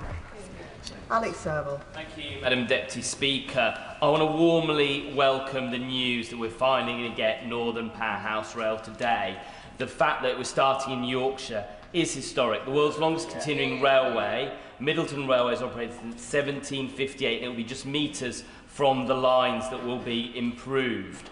Can I ask, that railway helped kick-start the Industrial Revolution. This could kick-start a new revolution for the north of England. Is she working with MHCLG to look at housing growth, to look at jobs growth, to look at maximising the benefits of Northern Powerhouse Rail in the way that our Victorian forebears did? Very much so, and if we were able to bring productivity in the north up to the average levels of productivity, we would see the UK's economy growing by about £40 billion a year. This is not just about trains, it's not just about tracks, it's about leveraging in private investment, new jobs, new homes, city centre regeneration, breathing life back into our town centres as well. And I look forward to working with him further on it. Joe White. Thank you, Madam Deputy Speaker. As the Secretary of State has just said, this is the evidence that we now have that cross-government working is in action. The Treasury, the Department of Transport and MCHLG, setting the case, establishing confidence that the North is open for business, the place to invest, to build and to live. We have a government that has the self-assurance to shift away from the well-trodden path where growth is traditionally centred on London and the South. The record is clear.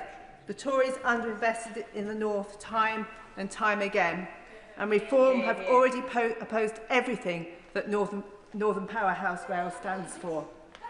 Their betrayal of the North must never be forgotten. Order, that was so voluble. Please, Joe White. I would welcome the member to withdraw that. Yeah, I do withdraw that. I'm sorry. I apologise. Joe White. No. Thank you. Order. No. Thank you, Madam Deputy Speaker. Their betrayal of the North must never be forgotten. Hear, hear. For this to work, however, we need our council leaders and mayors to play their part. For constituencies like Bassetlaw, Bolsover, North East Derbyshire and Chesterfield, our East Midlands Mayor must be part of the dialogue and the investment strategy for transport planning and connectivity. We all want to open our doors to businesses on the back of this, and will the Secretary of State ensure that our East Midlands Mayor, Claire Ward, has a place around the table? I work closely with Claire Ward and have enormous respect for the work that she's doing in the East Midlands. I recognise the point too that she was making about the position of the Reform Party on investment in rail in the north of England. I know she had to deal with some chuntering from the other side, and might I just observe that perhaps the honourable member for Runcorn might like to just Google what one of her colleagues said back in September when he was absolutely unequivocal that he would not back Northern Powerhouse Rail and that he would not back better public transport in the north. This Labour government has exactly the opposite ambition. Anna Dixon. Thank you, Madam Deputy Speaker. As a member of the Public Accounts Committee who did an inquiry into HS2, I really have to warmly welcome the Secretary of State taking such a disciplined and clear approach to making sure this delivers and delivers on time and value for money, as the TransPennine upgrade has. But as a Bradford MP, I would like, with others I'm sure, Madam Deputy Speaker, to join in thanking the Secretary of State for backing Northern Powerhouse Rail, but particularly for backing Bradford. The new station and the improved link to Leeds will make a massive difference, not only to the city of Bradford, but to the wider district. So will the Secretary of State assure me that these transport investments by this Labour government will deliver not only better connectivity, but also jobs and new homes to the whole of the Bradford district? Yeah. I'd like to say to my honourable friend that one of the things we have to achieve through Northern Powerhouse Rail is making sure that young people who are growing up in towns and smaller cities around the big conurbations can easily access the high quality jobs in places like Leeds, places like Manchester and Newcastle. So I can assure her that the approach of this government is one that is about investing in skills, it's about investing in transport, and it's about investing in opportunities for the future. Paul War.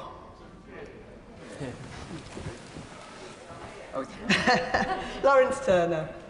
Thanks very much, Madam Deputy Speaker.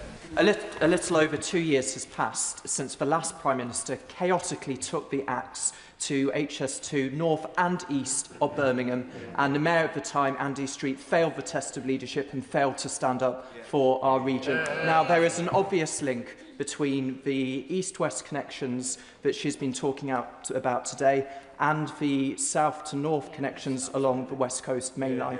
So will she meet and her ministers engage with West Midlands MPs about the capacity issues she has set out, and can we not lose sight of the importance of the West Midlands to East Midlands connection, which is as slow as the connections in the north? I'd be very happy to meet with him and colleagues to discuss this matter further.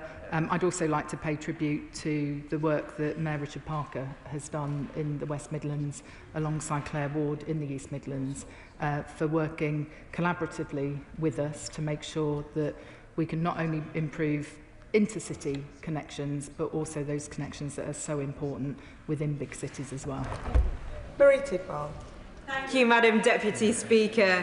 I welcome the Secretary of State's announcement today confirming the biggest investment in rail connectivity in a generation, including £7.5 million for South Yorkshire Mayoral Combined Authority to kickstart plans to extend the South Yorkshire Supertram, including to look at a tram train extension to Stocksbridge via Outerbridge, Warncliffe Side and Deepcar in my constituency.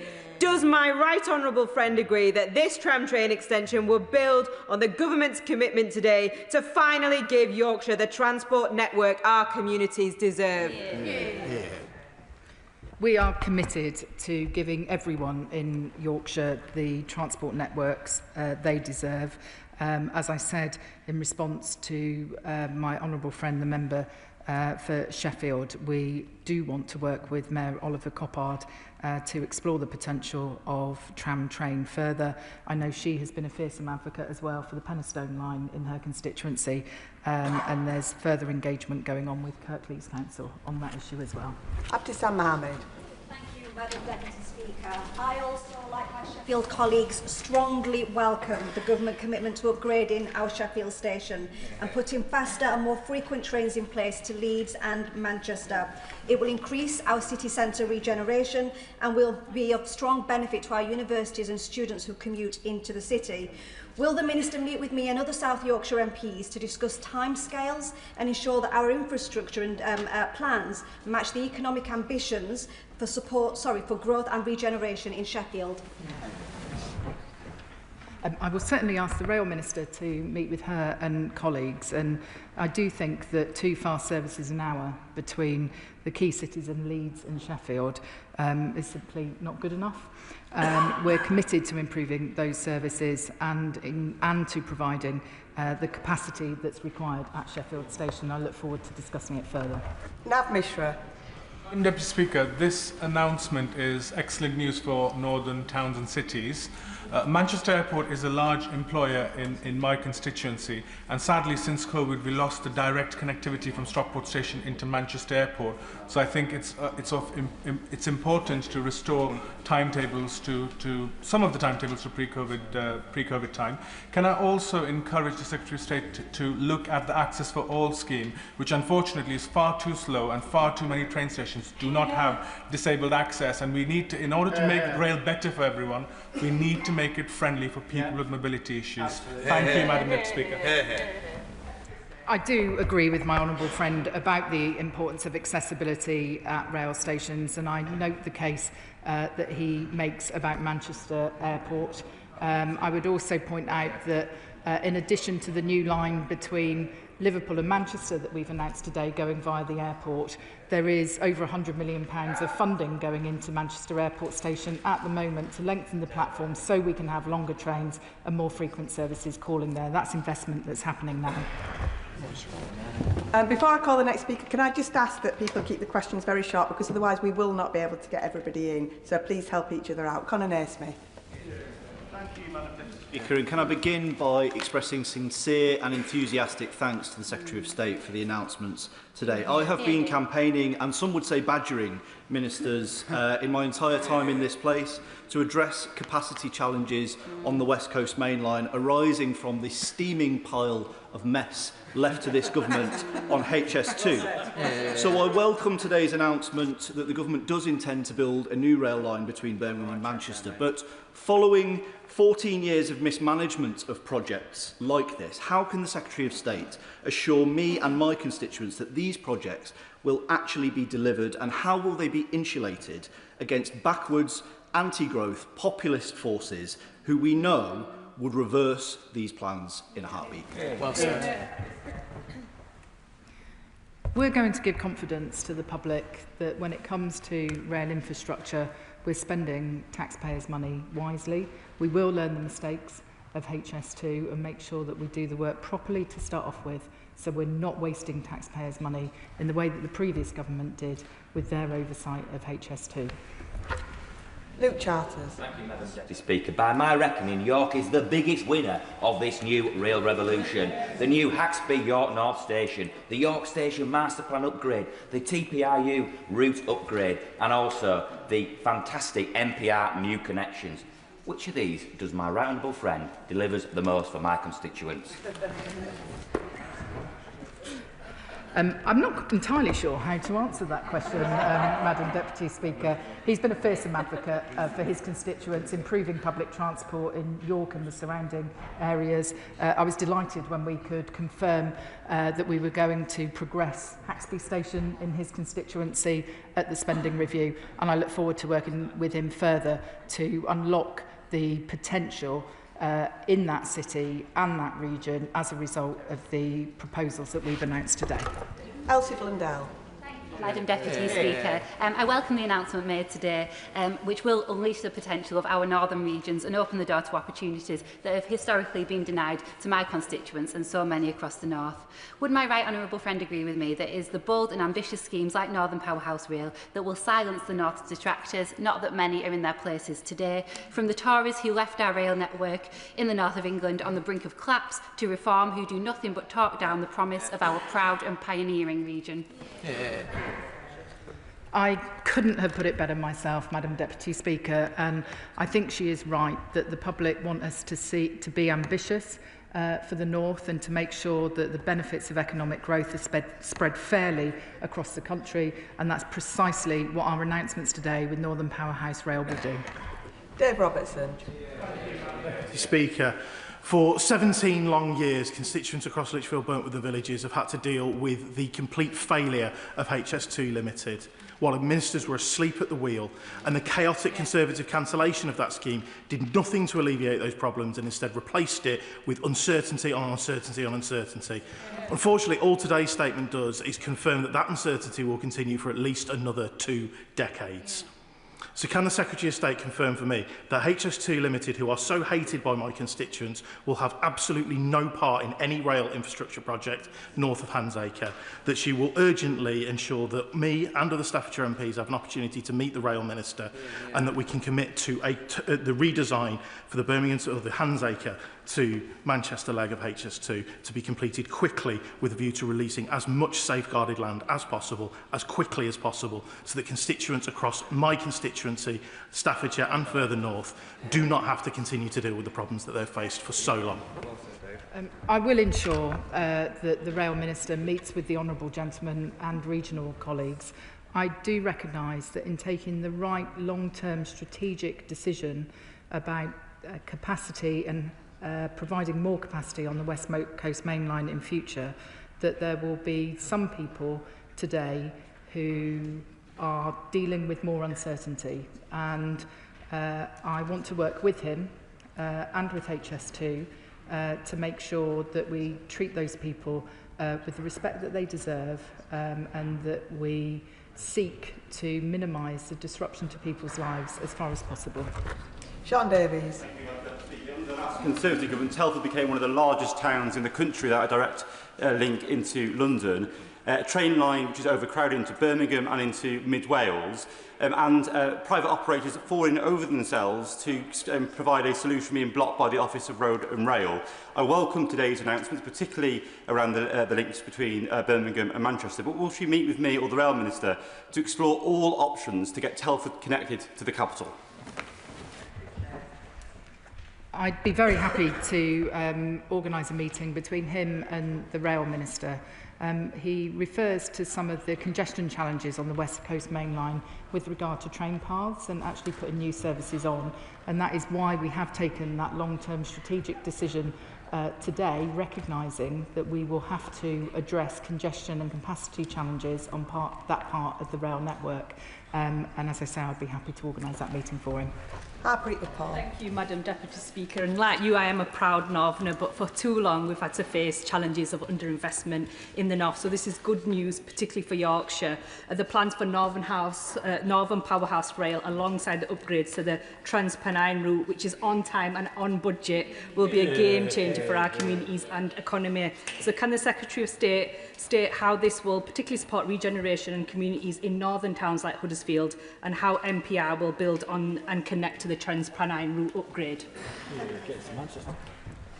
Phase 3 of the plans that we have announced today will deliver improvements above and beyond the work that is happening at the moment with the Trans-Pennine route upgrade. And she's right to highlight the success of that programme in being on time and on budget, very different from the mega project of a HS2. And I'm very keen that we emulate the successes of the Trans-Pennine route upgrade through Northern Powerhouse Rail. Of course, it provides great opportunities as well to the thousands of people who are currently employed on the Trans-Pennine route upgrade, who can go on and get jobs working on the Northern Powerhouse Rail programme in future. Jill Derman. Thank you, Madam Deputy Speaker. This is brilliant news today, not just for the north of England, but for North Wales too. With investment already in place for the North Wales Main Line, this will give us better connectivity for tourism and for employment and leisure to our great northern cities and beyond. So does the Secretary of State agree with me that we must continue to work together cross-border to give my constituents in Clwyd North the seamless transport system they deserve? I do agree with my honourable friend, and I have a very close working relationship with Ken Skates, the Welsh Cabinet Member for Transport. He and I working on how best to prioritise that record £445 million that the government committed at the spending review to improve Welsh rail infrastructure. And I'm always happy to talk to her about her ideas about what more we could do to improve the experience of the travelling public in Wales. Josh Fenton-Gling. Thank you, Madam Deputy Speaker. As a Yorkshire MP, I couldn't be more proud that it's a Labour government who are delivering this change. Yeah. Can I urge the Secretary of State to look again at the Calder Valley line, which needs electrification, perhaps as part of phase 3 of this process, something which was promised by the party opposite in 2015, but then dropped after the election. So could we please look at that again? I'm grateful to the honourable gentleman for raising the Calder Valley line and the importance of further electrification of the network. If I may, and in the interest of time, I will ask the Rail Minister to write to him with further information on that, but I appreciate that it will be important for his constituents. Sarah Russell. Deputy Speaker. Northern Powerhouse Rail will be great for economic growth across the north, and that will very much benefit my constituency. My constituency is geographically located in such a way that it should be great to travel to London, to Liverpool and to Manchester. Sadly, at the moment, it is usually terrible for travelling to any of them. Will the Minister please meet with me and talk to me about both accessibility at Sandbach Station, but also the quality and regularity of services across all of those areas, and how we can make Northern Powerhouse Rail deliver for Cheshire?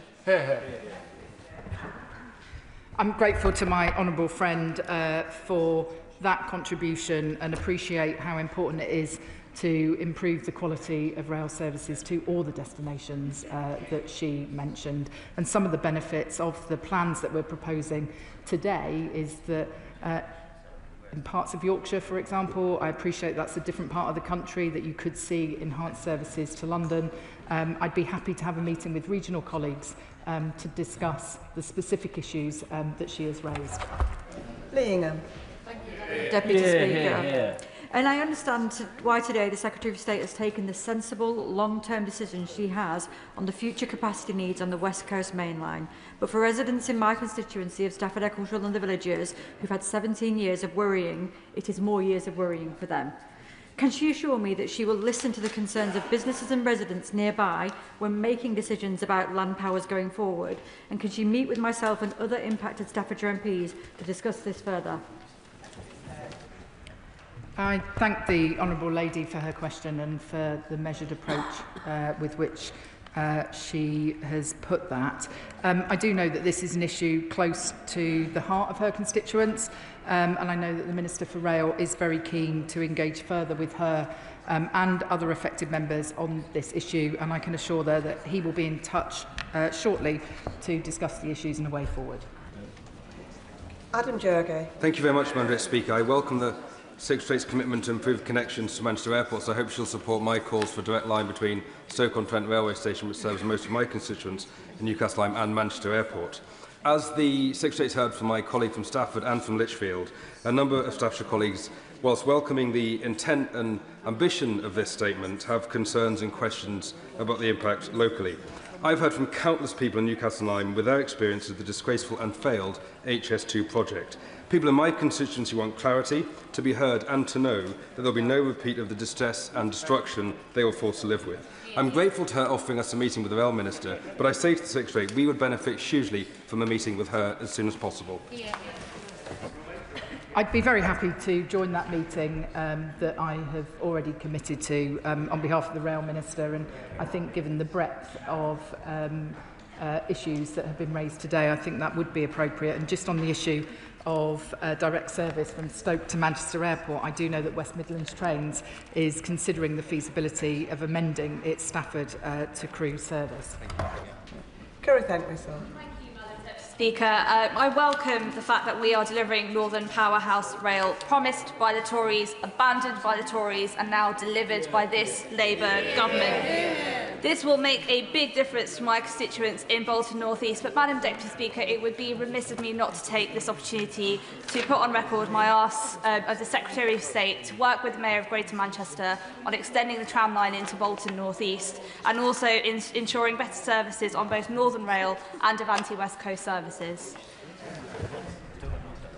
I do know that we need to improve the performance on both the Avanti West Coast routes and northern routes. The Rail Minister and I are both seized of the importance of doing that, and I will also assure her that I'll continue to work with the Mayor of Greater Manchester to ensure that the intercity improvements that we've announced today are properly integrated with those local mass transit improvements that she is advocating. Jonathan Davies.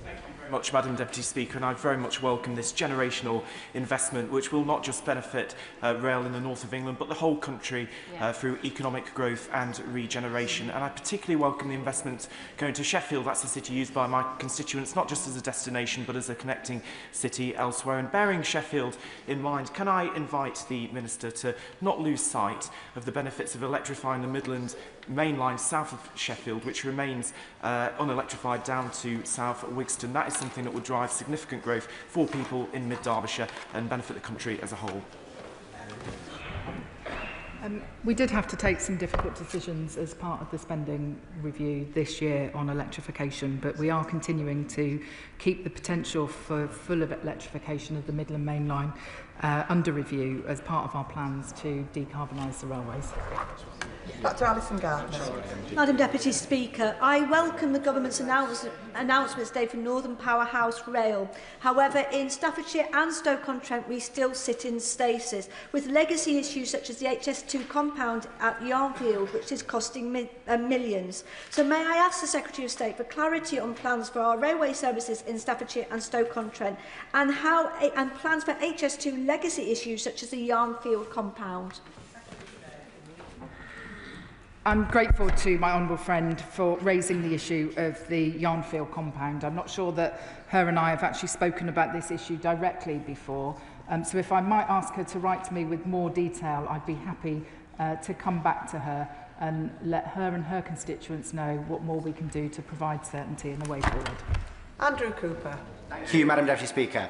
Our region, from our big cities to our small towns, is ambitious for our future. We're hungry to play our part in our country's economic recovery, and we've been impatient for the government to see our potential after so many years of undelivered promises. And the announcement to invest in NPR today shows that this government will meet that ambition head-on. Madam Deputy Speaker, the previous government issued an instruction to the HS2 Phase 2B Hybrid Bill Committee to remove the mid-Cheshire sections of the route from the bill. Can my right honourable friend confirm that the government intends to retain this instruction, or if it intends to withdraw it? And will she, if they do intend to withdraw it, will she write to me with details of the status of any undertakings and assurances made by HS2 to my councils and constituents as part of the petitioning process that would not be delivered for more than a quarter of a century and by an organisation that may by then no longer exist? Thank you. I do understand the importance of these issues to him and his constituent. I have instructed officials today to resume work on the adapted hybrid bill. And if I may, given the detailed nature of his question, I would like to write back to him in response to ensure I get the information correct. Lola McAvoy. Thank you, Madam Deputy Speaker. On this side of the House, we're from the North, we fight for the North, and this Labour government will deliver the economic justice that we deserve in the North. As the Secretary of State, I'm sure will agree, Darlington, my constituency, is the home of the railways and has a proud industrial history of British rail manufacturing. Can she please outline how this investment and this plan will deliver for British rail manufacturing in my constituency and the rest of the North? I'm left under no illusions, Madam Deputy Speaker, that my honourable friend is from the North and will fight for the North. And having enjoyed a very hospitable evening with her in Darlington at the Hitachi rail manufacturing plant, I know how critical that employer is to her region, and I'm pleased that the announcements that we are making today is not only an investment in rail infrastructure, but it is a down payment on that manufacturing base and their future, and realising the full economic potential of the region. Final question on this statement, James Nash. Madam Deputy Speaker, over the past 5 years, per head transport spend in the East Midlands has fallen to just 54% of the UK average, which is the lowest of any region or nation. And rail funding is even more unequal, £175 per head in 2023-24, which is barely 40% of the English average. And of course, HS2 won't be coming to my constituency of Rushcliffe after the Tories scrapped the East Midlands leg in October 2023. So while I welcome the ambition and the scale of this announcement today, can I ask the Secretary of State to once more look at electrification of the Midland Main Line, which will have an immediate economic impact and can be delivered in this Parliament? As I said to my honourable friend earlier, we are keeping this under review. We did have to take the difficult decision not to fund it in the spending review. That's not to say that his constituents aren't benefiting from improvements on the railway, and I know my friend, the local Transport Minister, is particularly excited about the new fleet of East Midlands trains, which are providing a much better passenger experience for his constituents, and we're determined to keep building on those sorts of improvements.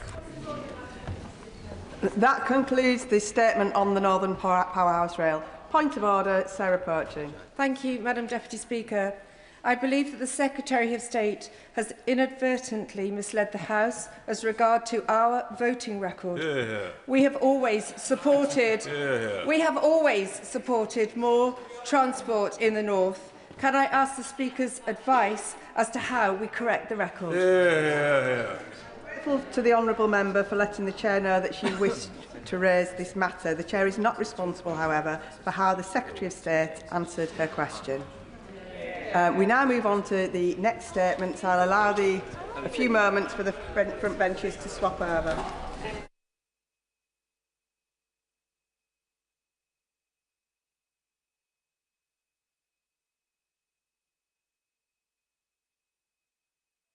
Home Secretary.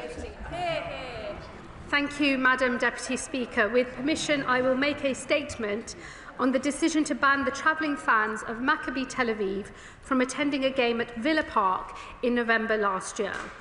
This decision was taken by Birmingham City Council following the advice of the Safety Advisory Group, who acted on a recommendation by West Midlands Police. The House will be familiar with much of the detail in relation to this matter, not least as the Home Affairs Select Committee has applied itself to this with its customary forensic focus. But it is important to begin this statement by laying out the facts. On the 8th of October, at a meeting with a number of Chief Constables from across the country, I was informed that West Midlands Police was considering its options to ensure the game could be conducted safely. As the minutes of the meeting show, a ban on fans was one of the options under consideration. Policing decisions such as this are subject to operational independence. Politicians cannot dictate how the police choose to manage risk. And so while my department sought information thereafter on what decision was to be taken, I did not seek to influence it. I did not because I could not, while a range of options were still under consideration. All options remained on the table until a decision was eventually taken by the Safety Advisory Group on the 16th of October. The decision to ban the travelling fans taken that day was clearly of considerable national and even international importance. Maccabi Tel Aviv fans who sought to travel to this country to enjoy a football match were told they could not because the game's safety could not be guaranteed. This came, lest we ever forget, just 2 weeks after the most horrific anti-Semitic terrorist attack this country has ever known. On October the 16th, the day the decision was taken, the Prime Minister and I both voiced our considerable concern, setting out our belief that the game should go ahead with all fans present. The government sought further information from West Midlands Police and offered the resources required to ensure the game could go ahead. A subsequent meeting of the Safety Advisory Group was then arranged on the 24th of October. At this moment, the Chair requested, and I quote, a wholly fresh consideration of the issue, at which point the intelligence provided by West Midlands Police hardened and the recommendation to ban fans was upheld. In the days that followed, it was clear to me that an external review of the decision was required, as well as a review of wider questions around safety advisory groups. On 31st of October, I commissioned a rapid review by His Majesty's Inspector of Constabulary, Fire and Rescue Services, Sir Andy Cook. And on the 27th of November, as the intelligence the force provided was called into doubt, I asked him to look specifically at that question. Today, I have received Sir Andy's interim report, and a copy has been placed in the Library of the House. Sir Andy's findings are damning. There is no other way to describe them. The force, we now discover, conducted little engagement with the Jewish community and none with the Jewish community in Birmingham before a decision was taken. As Sir Andy himself says, it is no excuse to claim, as the force now does, that there were high holy days during this time that prevented this engagement. Most concerningly, Sir Andy describes an approach taken by West Midlands Police that he characterises as, and I quote, confirmation bias. This means that rather than follow the evidence, the force sought only the evidence to support their desired position, to ban the fans. This saw West Midlands Police speak to Dutch police following a game in which there had been fan violence, while failing to speak to other countries, Greece, Ukraine and Denmark, where Maccabi Tel Aviv had played more recently and more peacefully. The West Midlands Police engagement with the Dutch police is one of the most disquieting elements of Sir Andy's report. The summary, provided as evidence to the Safety Advisory Group ahead of their crucial meeting on the 24th of October, was inaccurate. Claims including the number of police officers deployed, links between fans and the Israeli Defence Forces, the targeting of Muslim communities, the mass tearing down of Palestinian flags, attacks on police officers and on taxi drivers were all either exaggerated or simply untrue.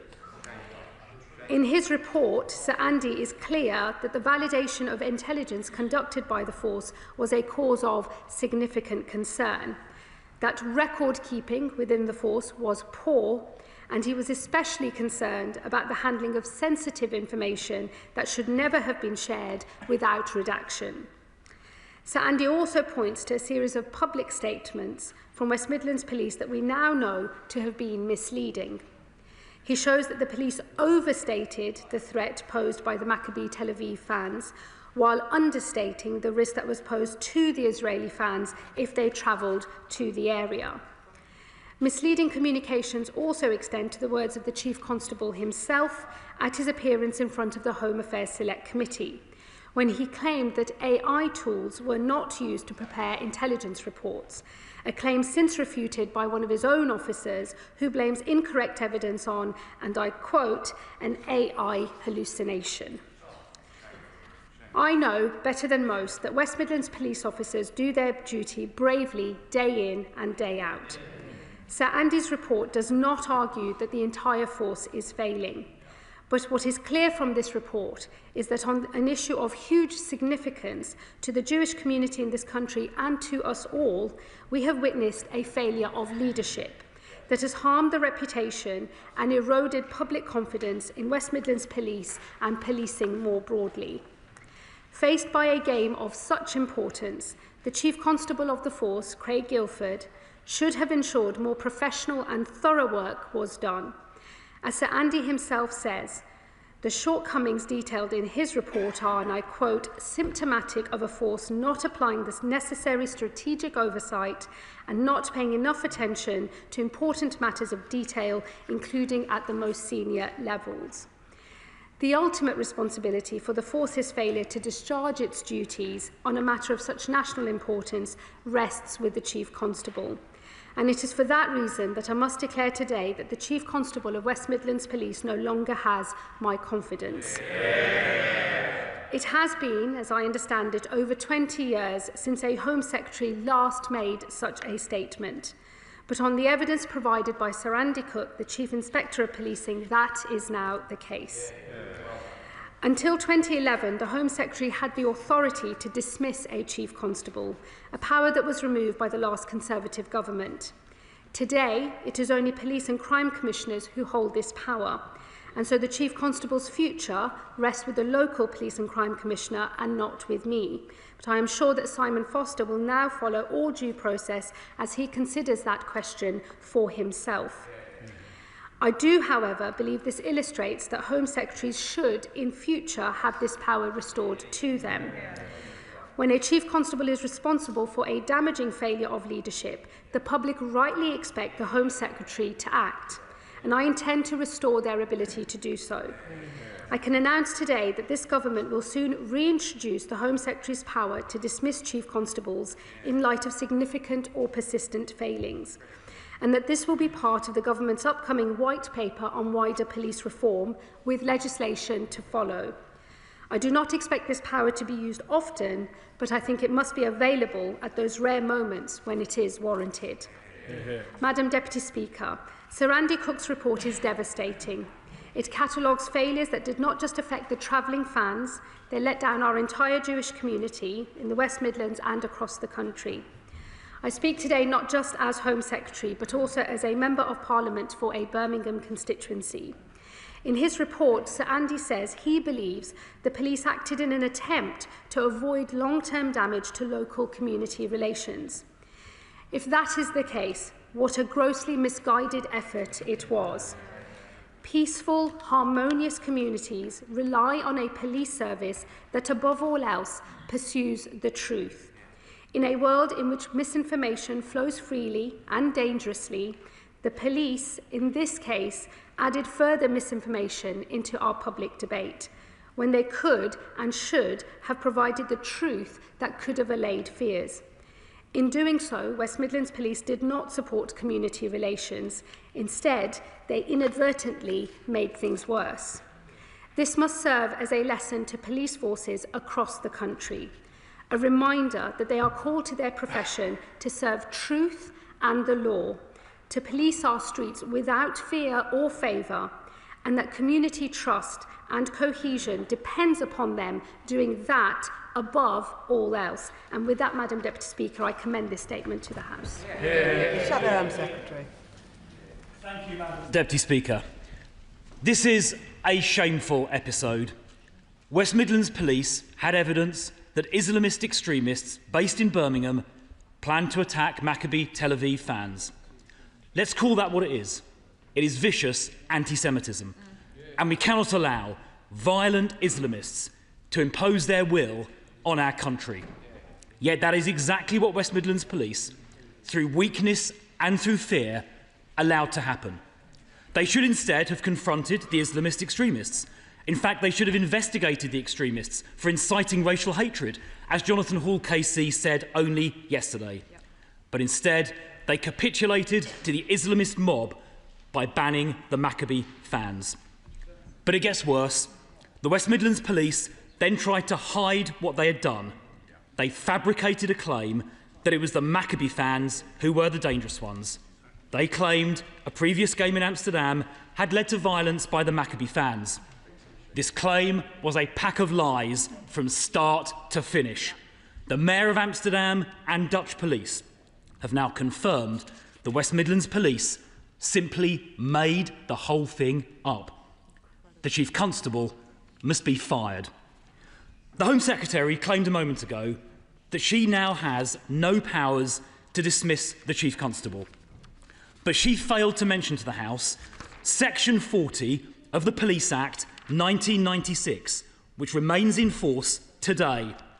Under that, she, as Home Secretary, has the power to direct the Police and Crime Commissioner to do things, including dismissing the Chief Constable where, and I quote from Section 60, subsection 1, any part of the force is failing to act in an effective manner. That test is quite clearly met.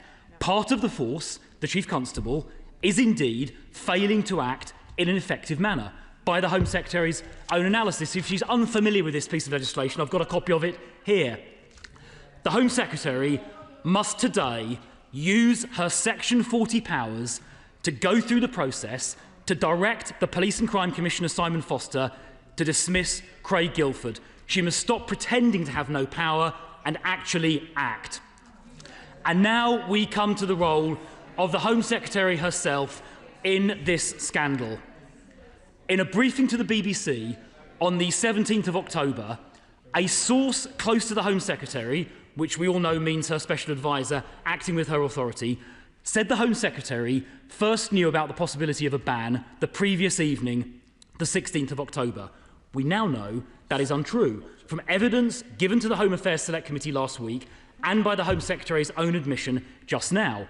We now know Chief Constable Guildford personally briefed the Home Secretary on the 8th of October that it was likely away fans would be banned, and that was the police's recommendation.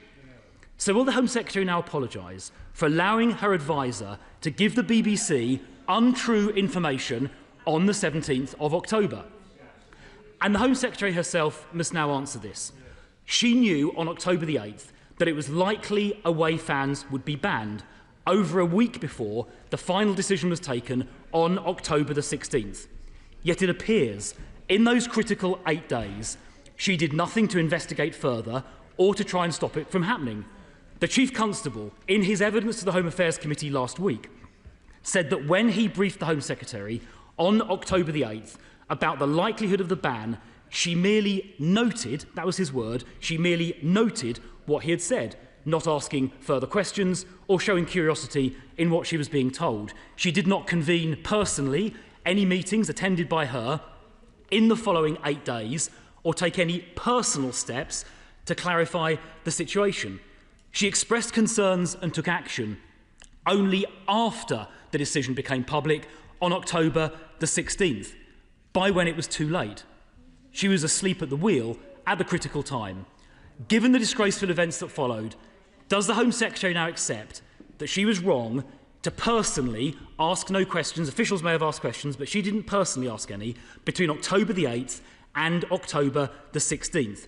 Does she accept it was wrong to stand by and do nothing during those critical 8 days? And by the time she did take action after the 16th, it was too late. And by standing by during those critical 8 days, she allowed the ban to happen and let the Islamists win. Will the Home Secretary apologise to the House for that inexcusable inaction during those 8 critical days? And will she also commit to exercising her Section 40 powers to direct the Police and Crime Commissioner to dismiss the Chief Constable? Home Secretary. Thank you, Madam Deputy Speaker. Let me just first say to the Shadow Home Secretary, I have a long and very personal experience of standing up to extremists in Birmingham, not least in the last general election campaign. I think my track record speaks for itself, and I am a woman who knows of what she speaks.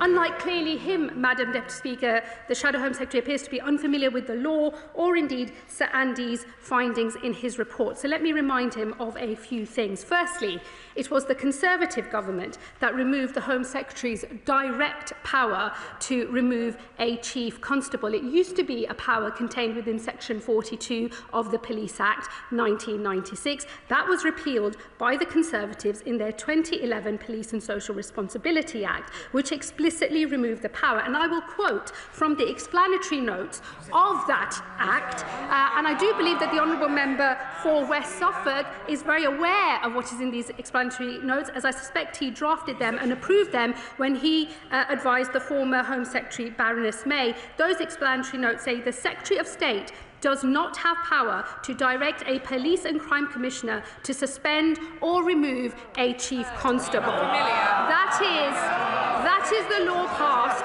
by the previous Conservative government themselves. And as he should well know, if he made himself familiar with how the law is to be interpreted and to be implemented, he would know that Section 40 of the Police Act, which remains in force in the 2011 Act, cannot be read in isolation. When these matters would be litigated before a court would be very aware of the direct powers removed by the repeal of Section 42. You cannot read the two things in isolation, and if he paid any attention to the detail, he would know that, and he would know that the Home Secretary does not have the power he claims that I do.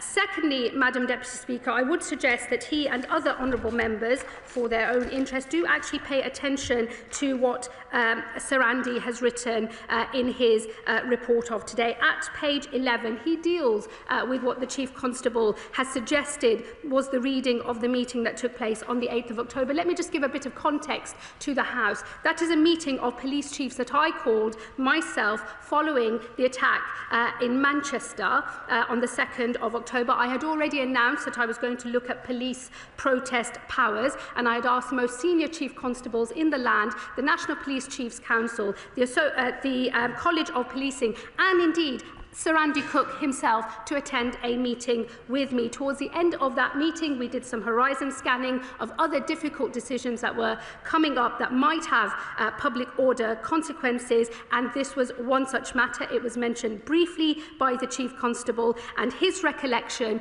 of that is absolutely untrue. He did not say to me, or indeed anybody else in that room, that West Midlands Police had already made the decision to reduce the allocation of tickets to Maccabi Tel Aviv fans to 0, but that it was ultimately a decision for the SAG when it next met. That is absolutely categorically untrue. And I would say, given the seniority of everybody who was in the room that heard what was in fact said, if this was the case, it would have elicited a reaction, not just from me and my officials, but from many of the other senior policing officials who were present in that room. What was made clear to me is that the ban was a possibility, but it was one of a number of options that were being considered. And as late as the 15th of October, the football policing unit made clear to Home Office officials and the policing minister that all options were still on the table. And the next thing we or anybody else knew about it was when the decision was taken itself on the 16th of October. And so, Madam Deputy Speaker, I think it is important that all members stick to the facts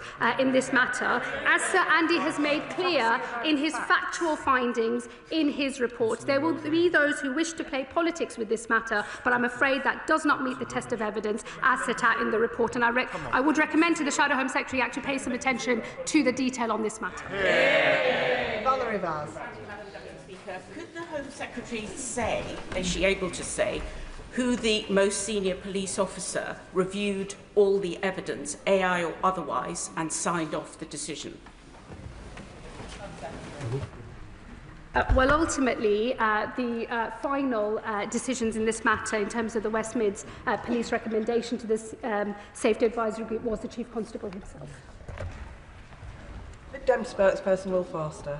Thank you, Madam Deputy Speaker. The recommendation by West Midlands Police to ban Maccabi Tel Aviv fans was clearly an incredibly serious mistake. That has been shown and evidenced by Sir Andy Cook's damning report. The way they made the decision, not just the decision, the fact that they covered up their misleading statements, it is absolutely damning. These latest examples, after multiple denials that artificial intelligence was not used into coming to their decision, beggars belief and risks seriously undermining public trust in the police force, not only in West Midlands, but in the whole country. The Chief Constable of West Midlands does not have the Home Secretary's confidence. He doesn't have mine, and I assume he doesn't have most of the House. He needs to consider his position and go now. I'm pleased the Home Secretary did go quite unprecedented levels to say he should go, and I'm pleased that she's spoken to the House first. Will she later today be meeting with the the Police and Crime Commissioner to call for the Chief Constable to go?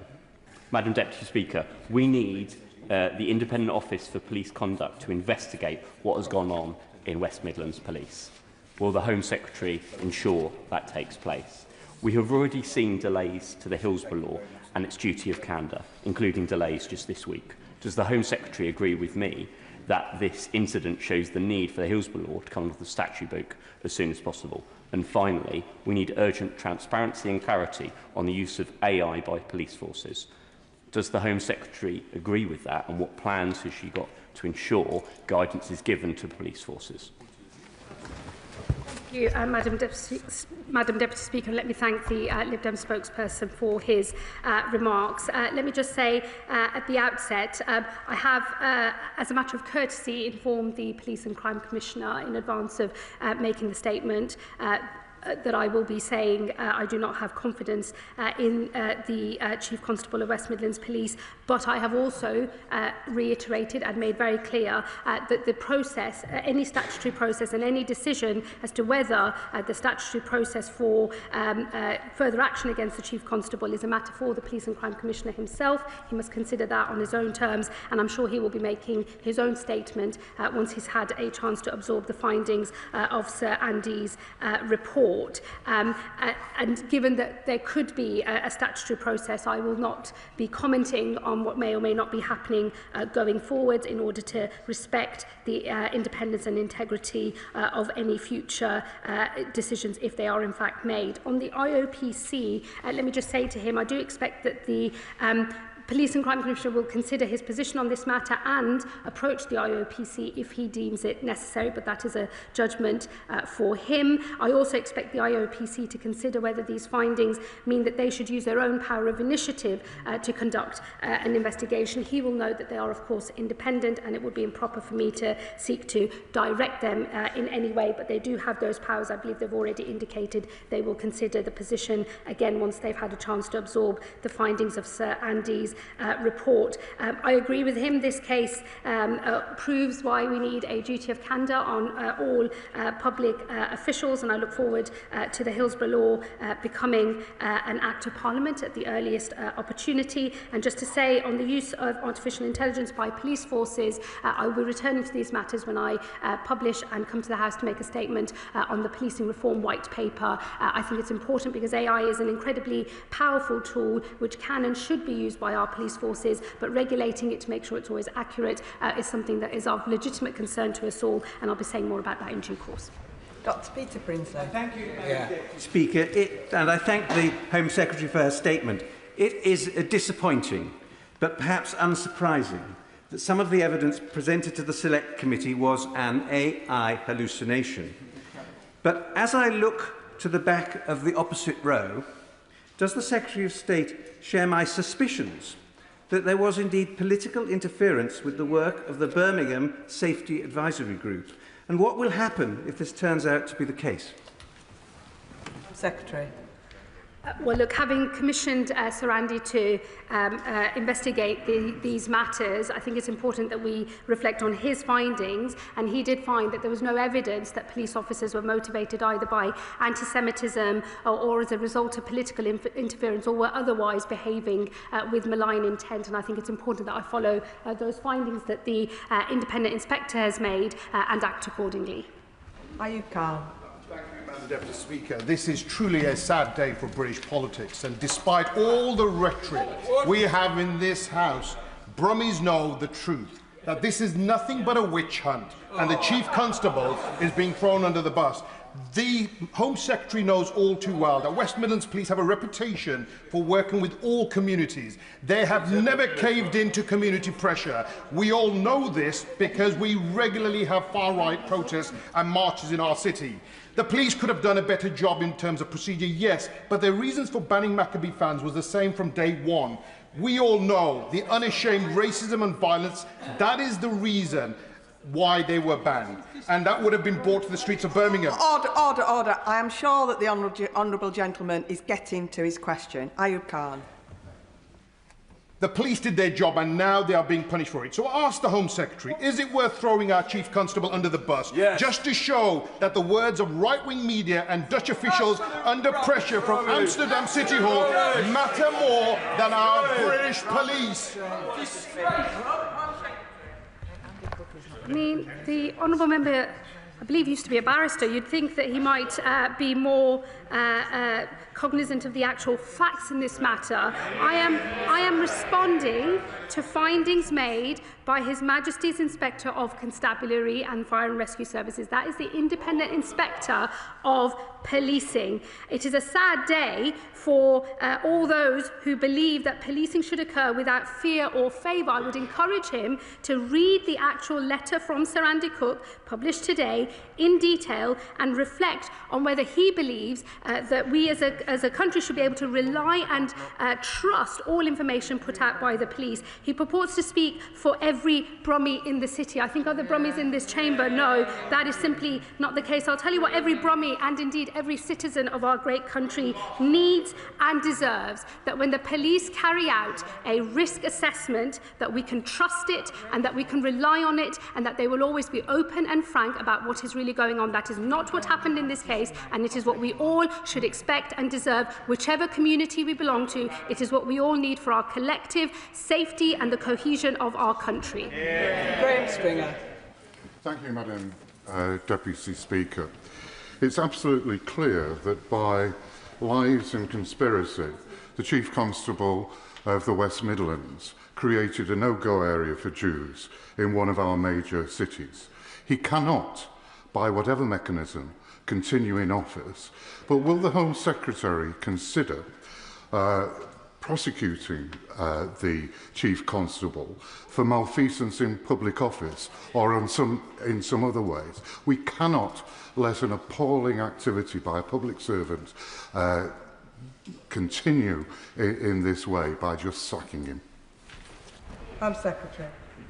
Well, my honourable friend will know it's not for me to make decisions on prosecutions, and the IOPC, I'm sure, will look and consider all of the findings made by Sir Andy Cook, and they will act, I'm sure, on that once they've had a chance to make that assessment. They are, of course, independent, and it would be inappropriate for me from this dispatch box to say any further about what either the IOPC might do or what indeed any other prosecutorial authorities do, but that is not, that is not a power that the Home Secretary has. Sir Andrew Mitchell. Can I thank the Home Secretary, who, like me, is a local Member of Parliament, for her well-judged statement.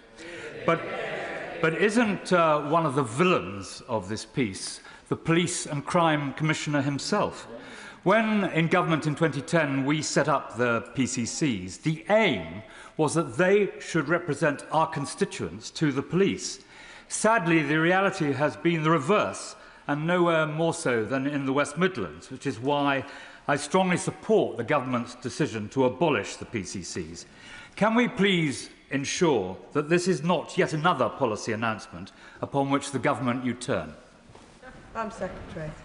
Well, I can assure him that we will be pursuing the policy that I have set out, which is to abolish the post of Police and Crime Commissioner, and I will be returning to this House with a white paper, and we'll be making an oral statement in the not-too-distant future, setting out what we consider to be the best mechanism for oversight of policing at a local level, and a reset of where some of those powers sit, and another reconsideration of the Home Secretary's powers. So I'm sure we'll be discussing these matters in detail in the weeks to come. And may I just say, I think Sir Andy actually makes some of his own remarks in relation to the Police and Crime Commissioner, but I think it is known he was not briefed in the way that we might have expected on these matters. I'm sure he'll be setting out exactly what he knew and when he responds to Sir Andy's report. Paulette Hamilton. Thank you, Madam Deputy Speaker. I welcome this statement and clarity. The findings are damning. In my community, I was born and bred in Birmingham, and I am a local MP. And in my community, there is very little trust in the police. Can the Secretary of State agree with me that in an increasingly political world, it is important that in future, all Chief Constables need the skills to work in this new world, and that it is important that they are able to engage with all communities? Thank you, Madam Deputy. Well, I thank my honourable friend and fellow Birmingham colleague for her remarks and her question.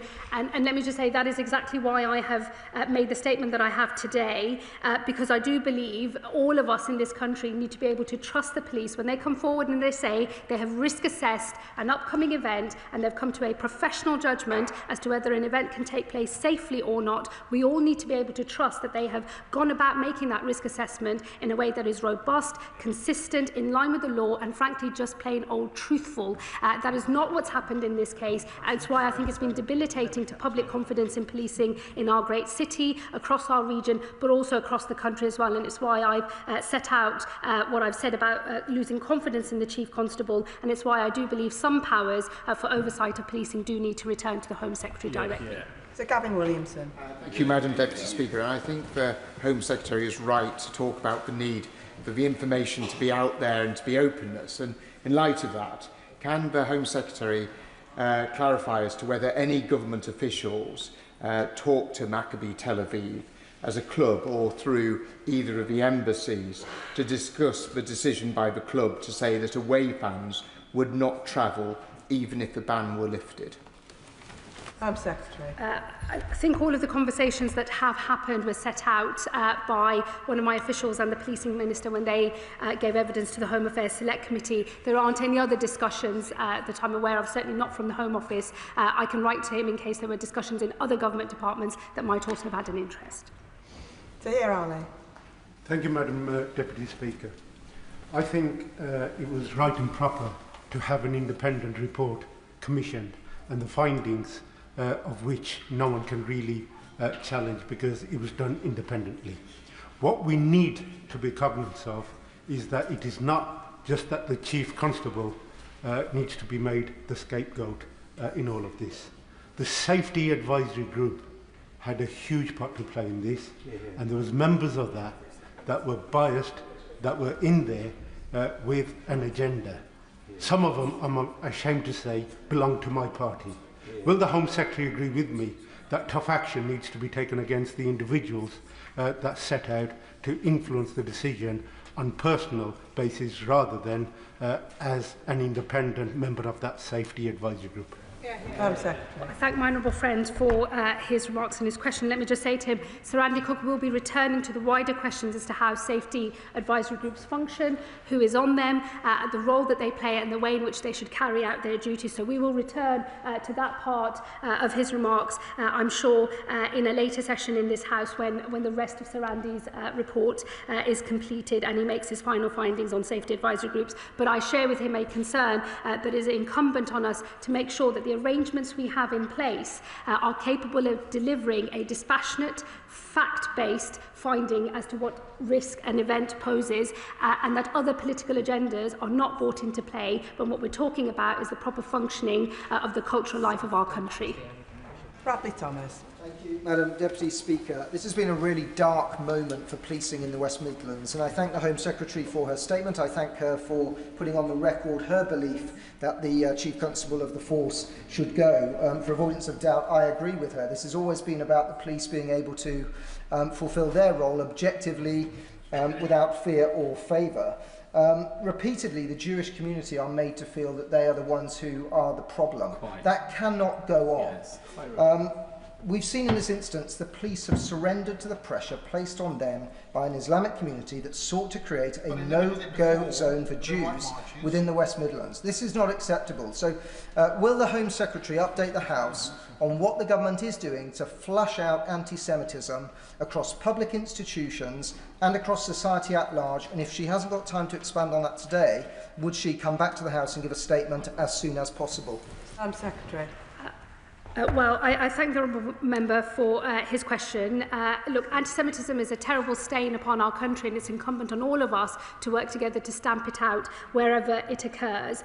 Sir Andy's findings, of course, do not suggest that anybody at the police force level acted because they were motivated by anti-Semitism or with malign intent, but it is undoubtedly the case that some individuals who were making representations to the police may well have been motivated by anti-Semitism. I also know others made good faith representations or wanted to make good faith representations to the police just about the fear of public disorder on the night, but some of those individuals will have been motivated by anti-Semitism, and that's why it's so important that when the police are carrying out their duties, they follow the facts and that when they make their risk assessments, they do so on the basis of facts and their professional judgment as to whether something can go safely ahead or not. And we all need to be able to trust the police when they assert what their risk assessment has told them. That has not happened here. Sir Andy will come back with further findings about the functioning of safety advisory groups, and I'm very happy to discuss those with him and others in this House, as well as wider policy measures that I believe we will need to take as a government and as a country to stamp out anti-Semitism once and for all. Gurinder Singh Jersan. Thank you, Madam Deputy Speaker, and I thank the Home Secretary for her statement.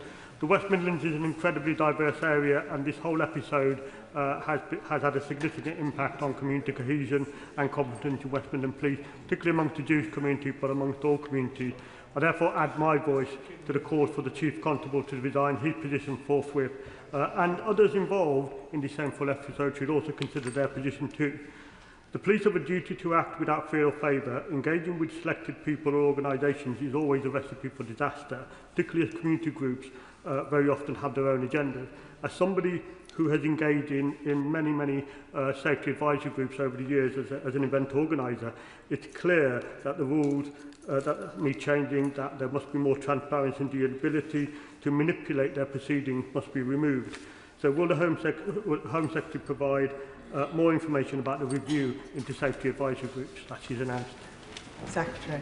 I thank my honourable friend. I expect to receive Sir Andy's further findings, particularly in relation to how safety advisory groups function and what changes we might need to make within the next couple of months, no later than that. And I will return to the House to enable all members to take part in a debate once those findings are out. And what I would say is I agree with him. In the end, all of us, we are all safer when we know that we can rely on the police to do their job without fear or favour. We do none of our ethnic minority communities, or indeed any minority community of any description, any favours, if we allow a suggestion to take hold that the police change their responses to things based on which community is involved. Everybody is safe when we know we can trust the police to follow the facts and do their jobs properly. Sir Oliver Dowden. Thank you, Madam Deputy Speaker. The Jewish community in this country, including many, many in my constituency, feel under siege right now.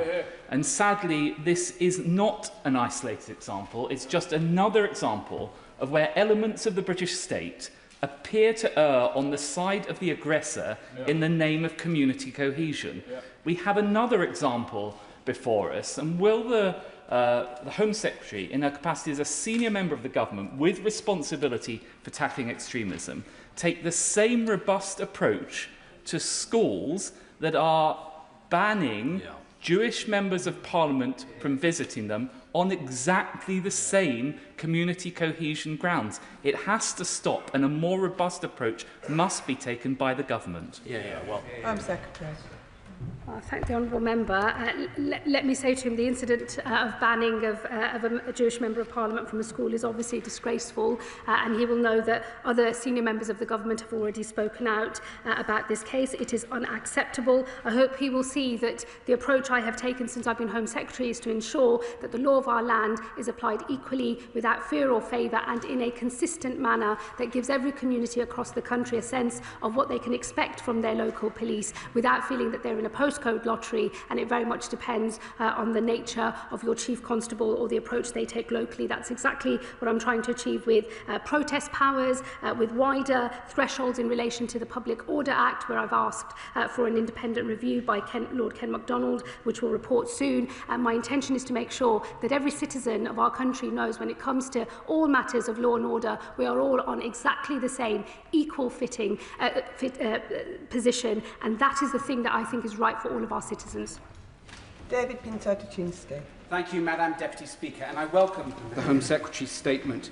The picture Sir Andy paints of serial failings in the West Midlands Police is utterly shocking, and the Home Secretary is completely right to withdraw confidence. Given the huge damage the saga has caused, what does the Home Secretary think can be done to make sure something like this never happens again?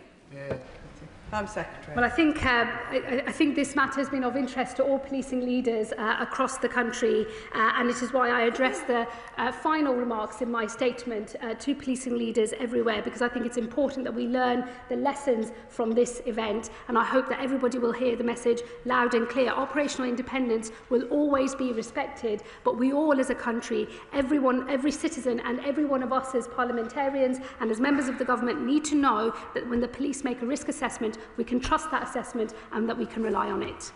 Mike Wood. Thank you, Madam Deputy Speaker. I'm proud that my father was a West Midlands Police Constable for 29 years, policing football matches during some of the darkest days of English football. But the Home Secretary is clearly right that there has been a failure in the leadership of West Midlands Police over recent months. The Prime Minister rightly said that oversight for the police ultimately lies with the Police and Crime Commissioner, and that doesn't seem to have happened in this case. The Police and Crime Commissioner also has specific responsibility for improving local relationships by building confidence and restoring trust in local communities, but both confidence and trust in West Midlands Police have clearly collapsed. The Home Secretary is right to say that the Chief Constable clearly needs to go, but shouldn't the Police and Crime Commissioner also be considering his position? Secretary. Well, I would direct the honourable member to the findings Sir Andy makes about what the Police and Crime Commissioner knew, and in fact he was not kept updated, but I'm sure he will be speaking himself once he has absorbed the findings made by Sir Andy, and I'm sure he'll be setting out what he thinks on these matters and what he intends to do next, but it's not for me to put words into his mouth. Maureen de Jos. Thank you, Madam Deputy Speaker. Although I am a proud Wolverhampton Wanderers football fan and as a season ticket holder regularly go to football games, for much of my life I was prevented from going to a football game and discouraged to go to a game because I was told that because I wore a turban and because of the colour of my skin I would be attacked. Can the Home Secretary please give some assurance to this House that we will never again have a situation in this country where football fans cannot go to a game because their safety cannot be guaranteed?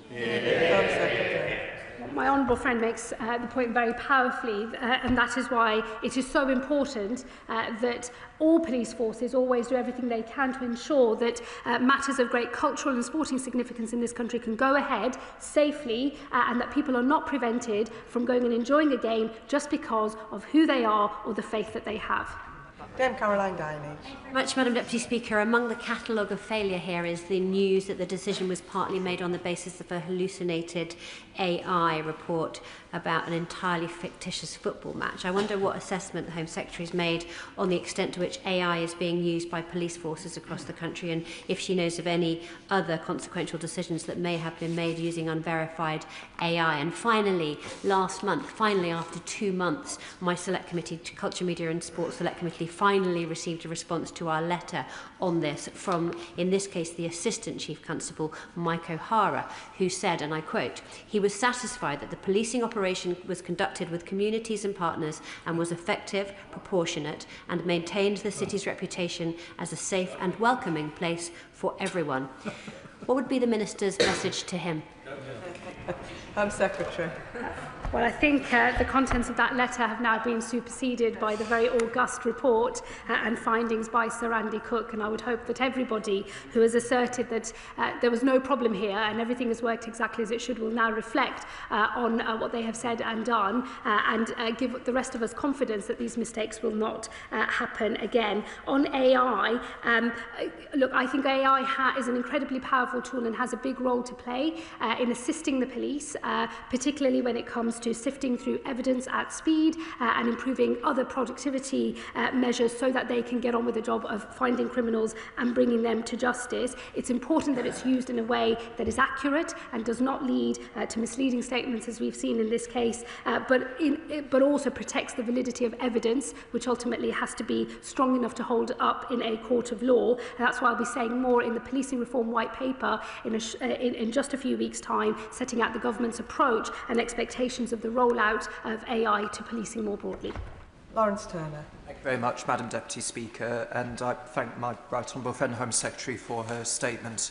As a Birmingham MP, I've set out on a number of occasions in this chamber my serious concerns about both the decision and the way that it was made, and it is clear that the Chief Constable's position is untenable.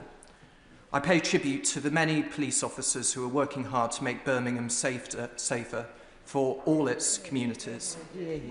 But this decision will not have arisen in a vacuum. Put simply, if there was a sufficient and professional culture followed at every level and by every individual in West Midlands Police, then this decision would never have been made. So does she agree that there must be sufficient assurance now that other decisions, including those that may not have the same national profile but are important to my constituents, have not been tainted by a similar failure of process? And if the Chief Constable does resign or if he is removed, does she agree also that measures must be put in place to make sure that the highest operational standards are maintained for everyone in Birmingham? Secretary. Well, I thank my fellow Birmingham Member of Parliament for his comments and his question. Let me just say to him, Sir Andy in his report today does not make a broader finding of systemic failure. The failures that have been highlighted in terms of the approach to evidence and the way in which the risk assessment was carried out is in relation to this specific event. He didn't give us cause for concern about broader West Midlands practice, but of course, I'm sure the Police and Crime Commissioner and others, myself included, and all Birmingham MPs will want to assure themselves of the robustness of the procedures that the West Midlands Police have in place. I'm sure we'll return to these matters as there are further developments in this case. Mark Pritchard. Madam Deputy Speaker, can I commend the Home Secretary for her robust statement today and the leadership that she's shown this afternoon. On the issue of community relations, could she assure me and other members that lessons will be learned out of this report, and other chief officers of other forces will look upon this as a reminder that they should be acting on behalf of the whole community that they seek to serve as chief officers? She mentions on not being able to direct the PCC in the West Midlands to dismiss the Chief Constable. But can I ask whether she is confident that there will be no conflict or conflict of interest, or the PCC won't feel conflicted in taking action in removing the Chief Constable? And of course, the Chief Constable, I'm sure, still has honour and therefore might choose to resign. Home Secretary.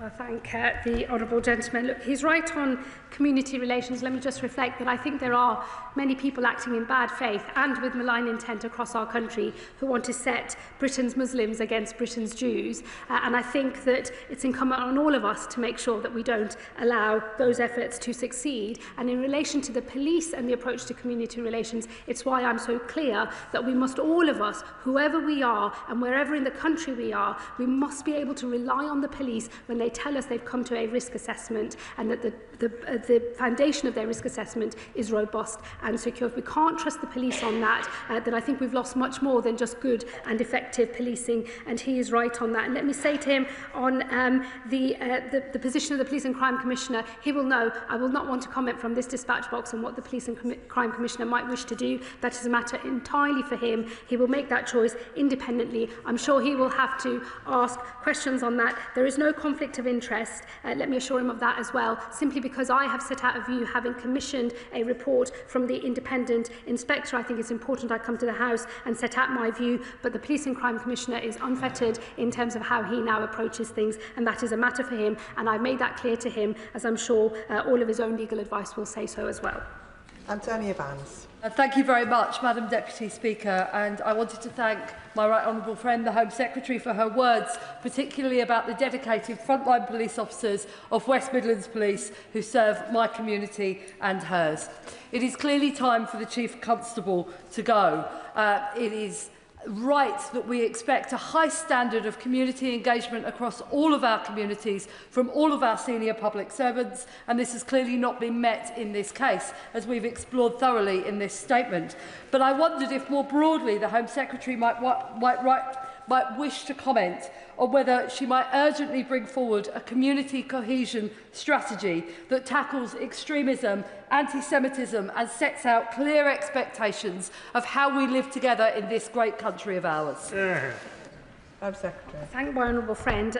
Let me assure her all matters of community cohesion are under intense discussion across government. My right honourable friend, the Secretary of State for Communities and Local Government, has already set up a task force to deal with anti-Semitism. I'm sure the Prime Minister and myself will have more to say in the weeks to come as to how we take a fresh approach. But it is a wider government question because, of course, the Home Office interest is on countering extremism, as it rightly should be. But, of course, the broader interest we all have on community cohesion sits across the rest of government as well, but I can assure it is a cross-government effort.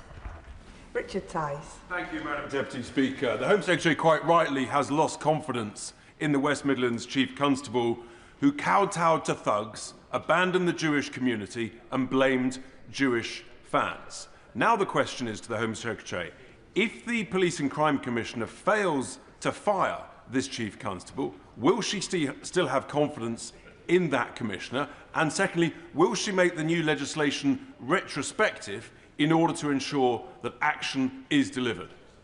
Home Secretary. Well, the Honourable Gentleman will know that retrospectivity is not something we generally do in our legal system, and to take such a step would be a very new innovation here, but he should wait for the full proposals that I will publish in the policing reform white paper. And look, let me say to him that the next decision, if a further decision is made, is for the Police and Crime Commissioner. It would be completely wrong for me to try to influence that or comment on that or get ahead of that from this dispatch box here today. The Police and Crime Commissioner has the powers under the 2011 Act, as we discussed earlier in this session. It will be for him to reflect on whether he wishes to use his powers. Johnny Reid. Thank you, Madam Deputy Speaker. This sorry saga with the West Midlands Police, I'm afraid, reveals a very serious story about public life in Britain, because it's become clear that employees within our public institutions do not recognise, do not understand, or possibly do not care about anti-Semitism in the police, in our local government, in our universities, political parties and elsewhere. And they're all too willing to accept their claims, the claims of anti-Semites, that their real objection is to the Israeli government at face value. They are unwitting agents of an agenda from the far left, the far right and Islamists. Anti-Semitism is rampant and unrelenting. Will the Home Secretary recognise the urgency of action and consider bringing forward a cross-departmental extremism strategy to address ideological anti-Semitism and other forms of extremism? Well, I thank my honourable friend and her point about the stain of anti-Semitism in our country and the breadth and depth of how anti-Semitism is presenting itself in our country. Her points are well made, and they are problems that I am well aware of and working hard to try to resolve. There is a cross-government effort underway. We'll have more to say in due course. But let me assure her that from the perspective I take as Home Secretary, it is to make sure that our legal system and our law and order, the overall system of policing in our country is robust enough to be able to withstand attempts to frustrate or to improperly influence that system. It's important to remember Sir Andy Cook did not find that anti-Semitism was a motivating factor for the police officers who made these decisions in this case, nor were they subject to improper political interference or acting with malign intent. But I do accept the broader point that she has raised, and I just reassure her that that is something that we are working very carefully on. Sir Alex Shelbrooke. Thank you, Madam Deputy Speaker. And building on the comments from my right honourable friend for Hertsmere, my Jewish community have felt under siege for a decade now. And one thing that is worth paying tribute to is that the previous leader of the opposition, the now Prime Minister, drove out of their party the people who had given anti-Semitism a safe space. But let's not be under an illusion, Madam Deputy Speaker.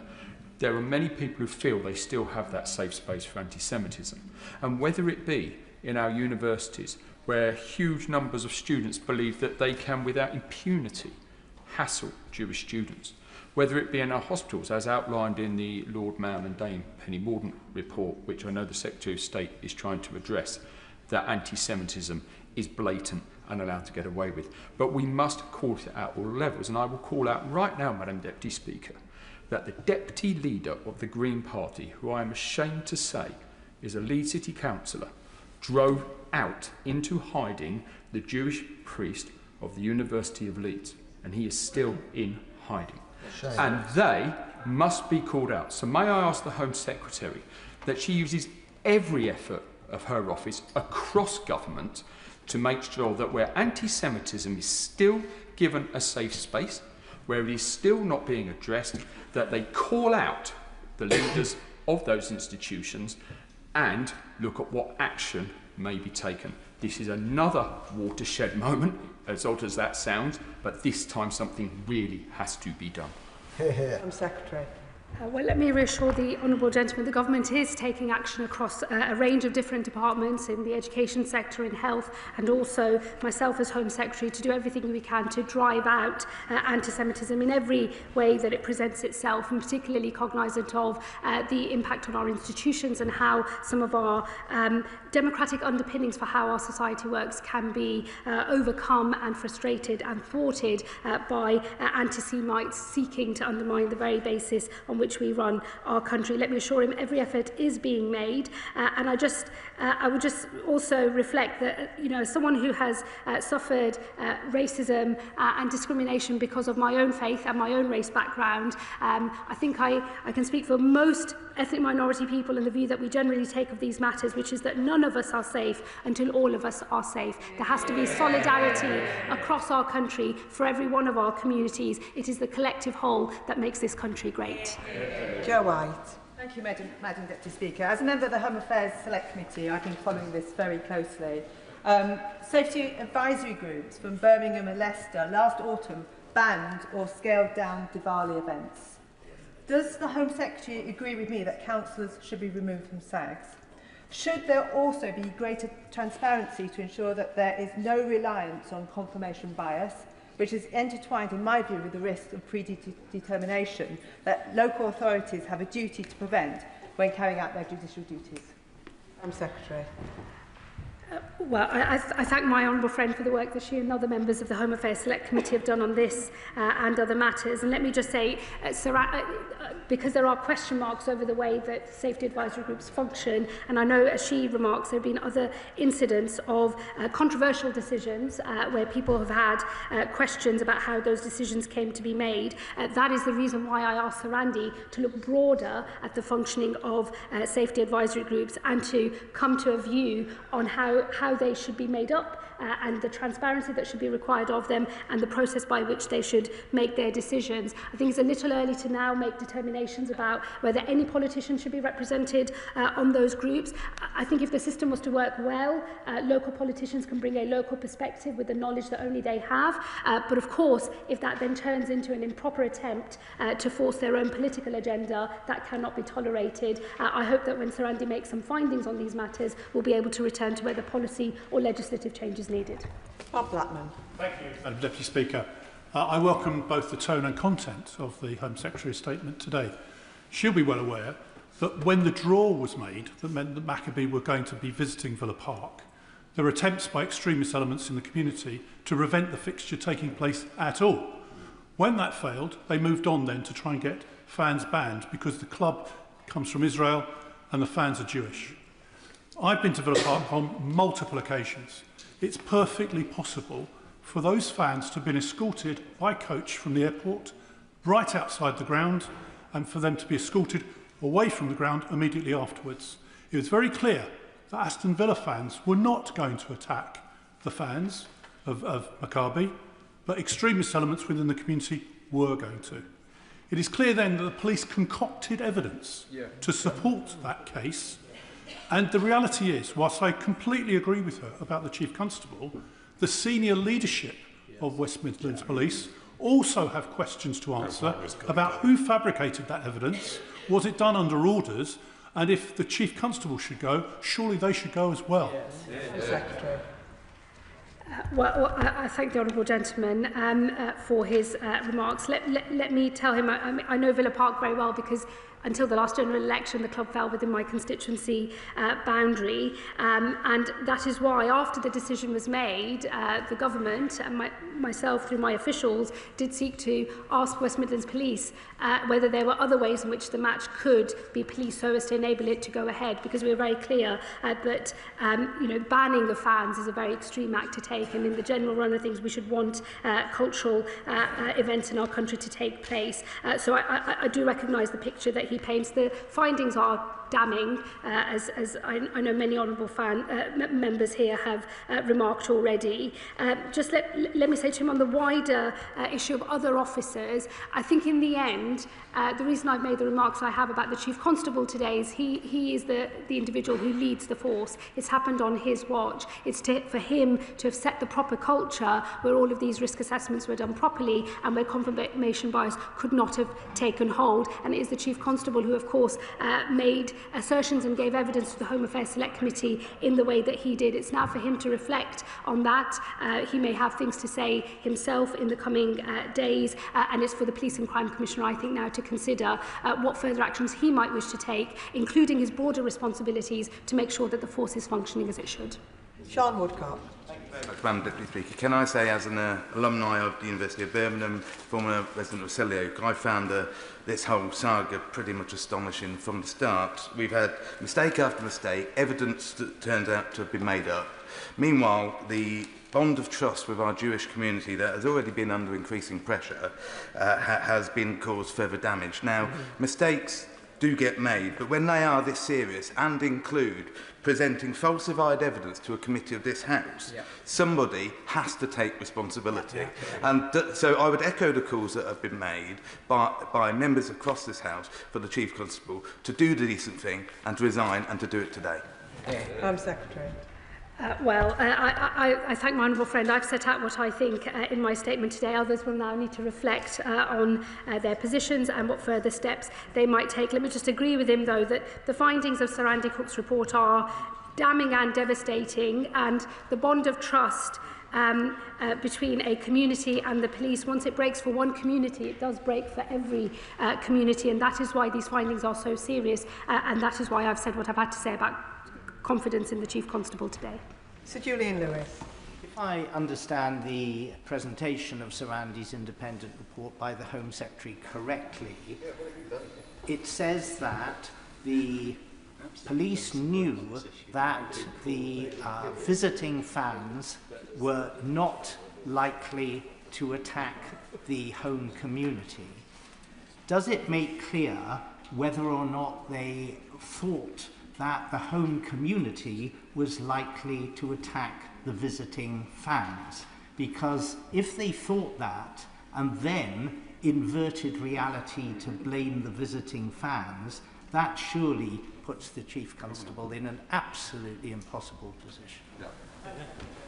The findings in Sir Andy Cook's report are about an overstating of the risk posed by the travelling fans and an understatement of the risk posed to those fans by others in the local community. So it isn't a case of one thing being presented as fact and the other not. There's an overstatement and an understatement that has taken place, and the effect of that has been to present a risk assessment that was imbalanced, wholly skewed in one direction, and did not adequately deal with all of the risks that were posed. I believe one of the reasons suggested for why the possible attack from local individuals against the travelling fans was about community relations. It's why what I said in my statement I stand by. Community relations in this country are not served by overstatements and understatements and a hiding of the full picture in order to keep things calm. The truth is what helps us all stay safe, and that is what they should have done in this case. Mark Sewards. Thank you, Madam Deputy Speaker. I genuinely welcome the content of the Home Secretary's statement today and her answers to other members too. It's quite clear that the Chief Constable of the West Midlands position is just no longer tenable, but I accept her reasoning for why she can't remove him today, and I am pleased that she will reintroduce that power in the near future. It is a national scandal that Maccabi Tel Aviv fans were not able to attend a football match in the UK's second city for what we now know were totally fabricated reasons. What does the Home Secretary say to those? How can she reassure Israeli fans of any sport that this won't happen to them again and that the law will be applied equally without fear or favour? I think the message needs to go loud and clear to everyone that our expectation is that every police force, when making a decision on any cultural or football or other sporting event in our country, has to do so by following the facts, acting without fear or favour, and if they do their job properly, then we will always be able to put on events, police them safely, and allow people in our country and from abroad enjoy the great spectacle of football or pop concerts or other things as well. They are important parts of how we function as a country, and they can only carry on being that if the police do their job properly. Nick Timothy. Speaker, can the Home Secretary confirm that the Prime Minister was also told that a ban was likely in advance of the announcement? The Home Office and Number 10 were in touch according to the official documents. Was she told of the intelligence of the 5th of September that armed Islamists intended to attack the Israelis. And on the point about operational independence, I do worry she's overstating things. It is obviously wrong for politicians to tell police officers who to investigate or arrest, but for public order situations, there's often a role for the Home Secretary when the planning work is underway before the operation. That's recognised in law, and it's why the Prime Minister himself has called for particular policing decisions in public order situations in advance. So can she confirm, when she was told that the police would seek a ban on away fans, she didn't ask to see the intelligence to justify the ban? Did she test the logic? Is it really true that she did nothing at all? Home Secretary. Well, let me say to the honourable gentleman, he's presenting a particular picture of operational independence, which he knows is a difficult line to tread for all Home Secretaries and something that is guarded very closely by police. But it would have been wholly inappropriate for me to try and carry out either my own risk assessment and if I was, as I was subsequently able to do once a decision was made challenging West Midlands Police on the basis on which those decisions, I was dependent on what they would have been telling, I would have been dependent on what they would have been telling me in the first place. I was not told that they would seek a ban on visiting vans. I was told that it was that all options were on the table, so it was one of the things that was being considered, but I was not told that it was going to be done. So I would refer him to Sir Andy's letter and the final page in the first paragraph of that letter, which sets out what actually happened, and I absolutely refute any suggestion that I was told definitively on the 8th of October in the way that the Chief Constable has suggested happened. That did not happen. Let me say to him on contact between the Home Office and number 10, that would have happened in the usual way, but the first any of us were aware of the decision being brought forward, being made earlier than anticipated, and that a ban was going to be pursued was on the 16th of October. Sorry. And I was about any armed or planned armed attacks by local people. That was never put to me. Paul Carla. Thank you, Madam Deputy Speaker. As a member of the Home Affairs Select Committee, I asked Chief Constable Guildford on 2 occasions whether AI was used in the preparation of the police report, and he denied it both times. So I'm pleased the truth has emerged and he's now considering his position. However, can I press the Home Secretary on the use of AI? I hear what she's said, but whilst we await the Home Office's guidance, can she issue preliminary instructions to Chief Constables asking them not to use AI in such circumstances? Well, I think I thank the honourable gentleman, and particularly for his assiduous work on the Home Affairs Select Committee in relation to the hearings on this matter. Look, I would hope all police leaders today have heard loud and clear the issue in relation to AI. I don't think any of them would want to fall foul of an AI hallucination. I think that at best that is a deeply embarrassing finding, but actually is pretty damning of the overall approach taken in this case, and I'm sure all police chiefs will want to make sure they don't come into the same position. The Home Office will set out our broader vision for how AI should be used by policing, because it clearly does have a role to play, but the way in which they should hold themselves to account and the regulations by which the use of AI should be monitored, so we can all have confidence that it's being used appropriately. Iqbal Mahmood. Thank you, Madam Deputy Speaker. I thank the Home Secretary for her statement, and any procedural failings by our police force or any public authorities must be investigated and corrected and prevented. The report or the letter by Sir Andy Cook does mention that certain risks were overstated and understated, and that should be balanced. But the statements in this House, the incidents in Amsterdam, were completely fabricated, are also statements that are fabricated. He does acknowledge there's evidence that Maccabi Tel Aviv fans targeted Muslims and pro-Palestinians in Amsterdam. A report by Kick It Out Israel identified 118 incidents of racist chanting by Maccabi Tel Aviv fans during 2024 and 2025, the highest for any club in the Israeli Premier League. UEFA fined Maccabi Tel Aviv €20,000 and imposed a suspended away ban fan for their match against... Order. This question... Sit down, please, when I'm stood up. This question needs to be a question to the Home Secretary. Sorry. Iqbal Mahmood. My apologies, Madam Deputy Speaker. It's open season on Islamophobia in this room, and I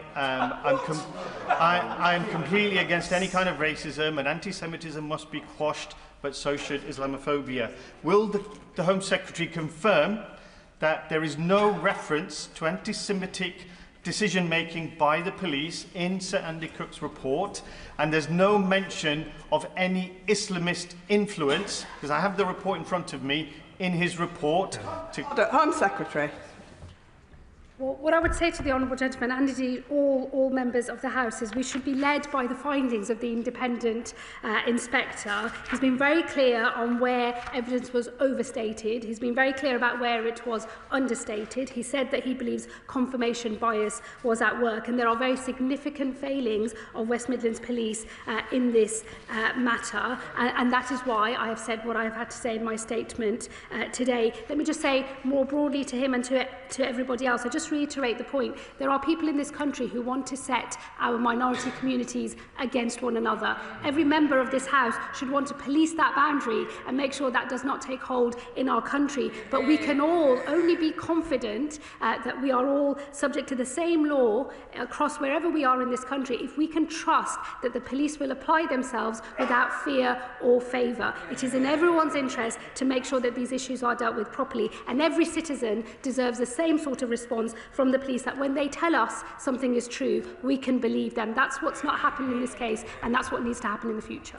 And point of order, Sir Alex Shelbrooke. Thank you, Madam Deputy Speaker. Madam Deputy Speaker, I seek your guidance on whether it is appropriate for members of this House to call into question the intentions of members when asking questions relating to this issue in the Home Secretary and accusing us all of peddling Islamophobia. Should withdraw it.